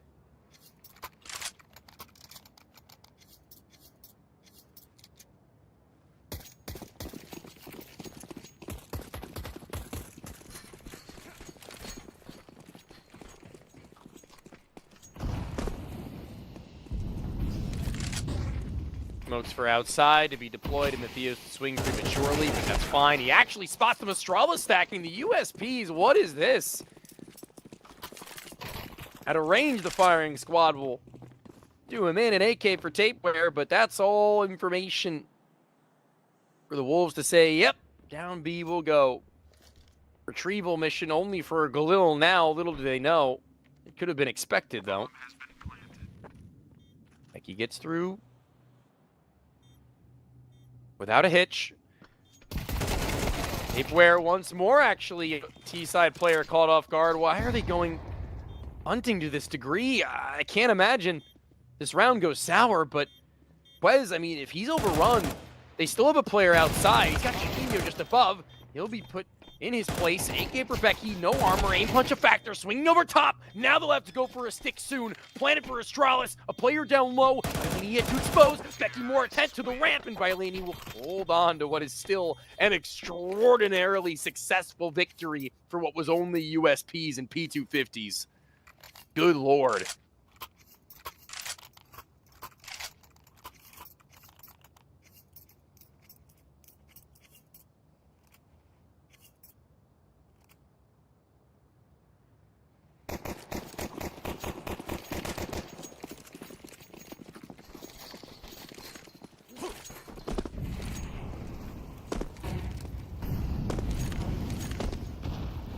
A1S's with decent amounts of utility scattered, as these Galils that are still in the hands of Tapeware and Quez are also a little lightened as far as the utility would go in their own regards. So this is about as even a match as you could have hoped for it to be without an AWP. And Zyphon spots one, topside, Quez.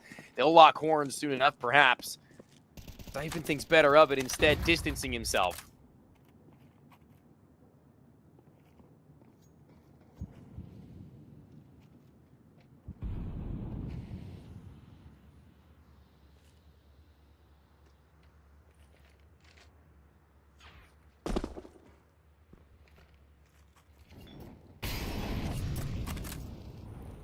No head armor for Chiquinho. You can hear will come back to bite him, or at least I believe it was that without head armor. It's what the sound cue had elicited from my knowledge. But Zyphon on a hard angle to pull apart if you're Matthias. It's not an easy one to read. He's dinked. Bell rung, though, by an A1. Keeps him alive enough and ready to fight through Mini and rejoin with the rest of the Wolves, but yet to spring up through that vent.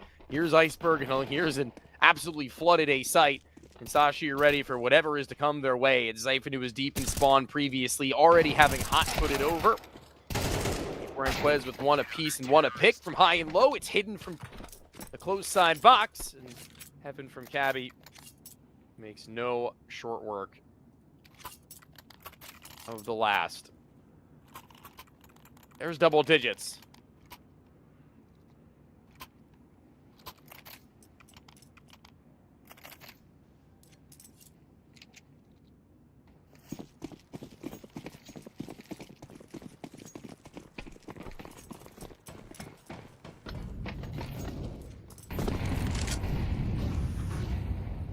But will they settle?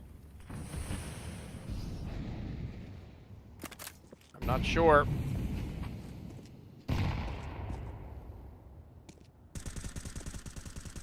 Seen this one before. It's a tale as old as time as far as the Wolves are concerned. Playing with nothing but really pistols. No nade to blow the smoke, but even still, Lucky sends bullets down range, which will inflict some serious HP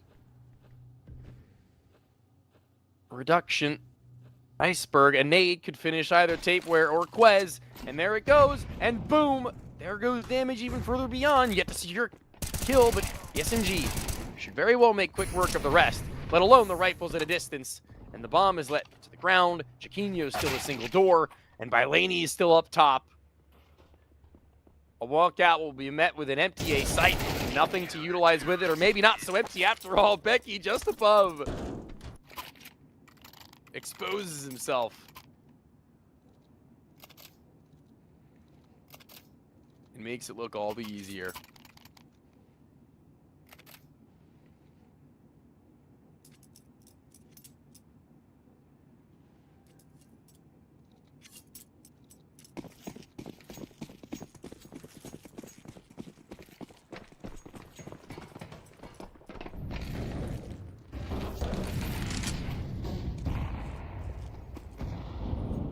Utility to stop anything from the Copenhagen Wolves getting too quick. They're still at a slow. The last round was them kind of desperately throwing whatever they had into the ring.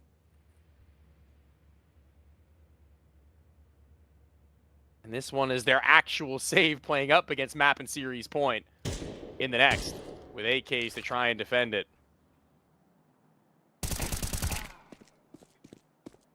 By Matthios even through the corner of the wall. He will be dealt with.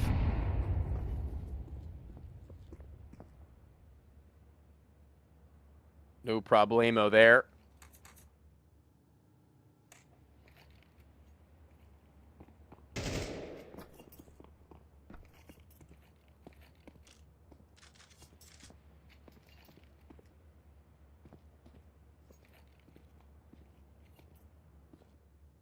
Now at the very little options afforded to them, they've got to go for the old reliable, or maybe not so much, seeing as there's the rifles ready for their arrival on double down, the ramp run, the ramp rush, leaving Lucky having a bit of a field day with only a total of, I think, maybe 2 op kills in this map. In general, I only remember seeing 1. Seeing him have this much fun. With that being the case, is good signs and good vibes. The side of Sashi, this is what they've been working for. Their next step in the closed qualifier offered over to them. And may I remind you that this being the opening match means that the loser is not yet out. They will instead be playing up against Ruby in their next best of 3 to follow tomorrow. Whereas the winner moves on to play Rage. There are 4 spots offered into Season 3, Series 1 of CCT on the Europe end. 4 teams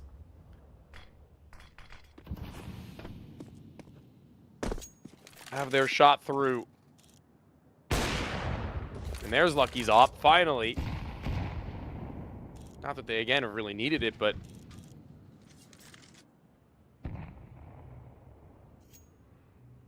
having him as the player to watch. You'd like to see him with his weapon of choice. Rilani has done dirty work getting down through lower, though, and breaking the glass. He's made himself apparent. That doesn't necessarily make it a done deal, seeing as Zyphon's still hitting hard. Go down into the lower bomb site to plant that bomb. They've waited long enough, really.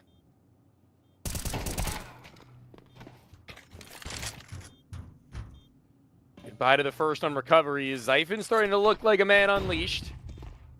A flash in support of it. And a snap to the head of Quez. Chiquinho in dark. He knows of both players from this angle. The next from ramp, but yet to be fully heard. Out is Zyphon is the first. The tap is good, but no adjustment. On to the next, and Becky was awaiting him. That's the map, that's the series, and that's Sashi at 13-5. A better result than even the last. Their map pick is the one that you've hoped for it to be so. They move on, as mentioned, into that next stage.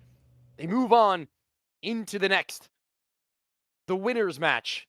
The loser's match awaits. The sign of the Copenhagen Wolves, and the decider even further beyond that. What a game it was from Sashi. It felt that they could do no wrong. So many hard reads on Mirage. Moving into Nuke, they didn't really need to go for a whole hell of a lot of them. It was just going to be the raw firepower, the breakthrough efforts from Iceberg on outside, as well as the well-held holds from no AWP from Lucky. A rifle will suit him. There were a couple of hiccups here and there, but nothing that really instilled me with a whole hell of a lot of worry. And honestly, not really honest, I think that I've actually said this too many a time, but it felt like Tapeware was being considerably outcalled. It felt like that there was just one step ahead, whether it be due to homework or intuition or whatever the case may be of playing their own game from Iceberg, that he was an absolute mastermind of this one, as he was also putting up the numbers to boot. He was the top scoring player for, I believe, that map. If not the top scoring, then very much so close to it. And on that rifle, he was cracking heads. It felt like even with only a single smoke or flash on outside, he accomplished what Tapeware was looking to on Mirage on their T side and mid. It never really panned out for him in the way that he had hoped. His team not able to find themselves into sights. The utility barely even hitting the ground before the bodies had done the same. And this is a series in which Sashi looked to be the better team, well and truly so. The numbers tell a majority of the story and effort from Chiquinho on Mirage. Fortunately, not really seeing a whole hell of a lot of that same from in that map into Nuke, whereas his other guys were surrounding him and trying to lift up the spirits to what was an already very detrimental first half on that CT end. We had seen the finish on T not really look to be all that much different. There was a glimpse given a pistol round win. There was a feeling that they could have been able to maybe convert even further beyond their second, but the dubs on the full rifle round pretty much sealed their fate, as that sees Lucky as the man of the match, really proving to be so, where Matthias on the side of the Copenhagen Wolves not giving us 100%, but definitely on Nuke looking to be a little bit more elevated than we could have anticipated, given their a little bit of a faltering on that first. It's also worth noting that, you know, I hate to be that guy. I think it's just pretty interesting and worth bringing up in some capacity that Quez had unfortunately posted his lowest recorded HLTV rating on Mirage of a 0.18. That is not a stat line that I am delighted to bring you. It's not one that I bring pleasure in delivering as a message, but a player that you definitely need to see as one of the newer additions in rifle roles that favor him need to be a little bit more elevated, and unfortunately he'll probably be feeling the same way. Going into that last game, though, it was a 13-5 effort that was pushed by a heavy amount of damage put through by Becky, despite not being an overall standout performer. He was certainly giving us the best look that we could have anticipated otherwise, but that will conclude us on the series as well as on the day, as we have a finished job to go for. Ladies and gentlemen, that was a match that I'm very much so glad to have brought in. You thought we would have had maybe another one, but not today, unfortunately. Maybe next time around, though. But until then, this has been CCT Series 1, Season 3. The closed qualifier continues tomorrow.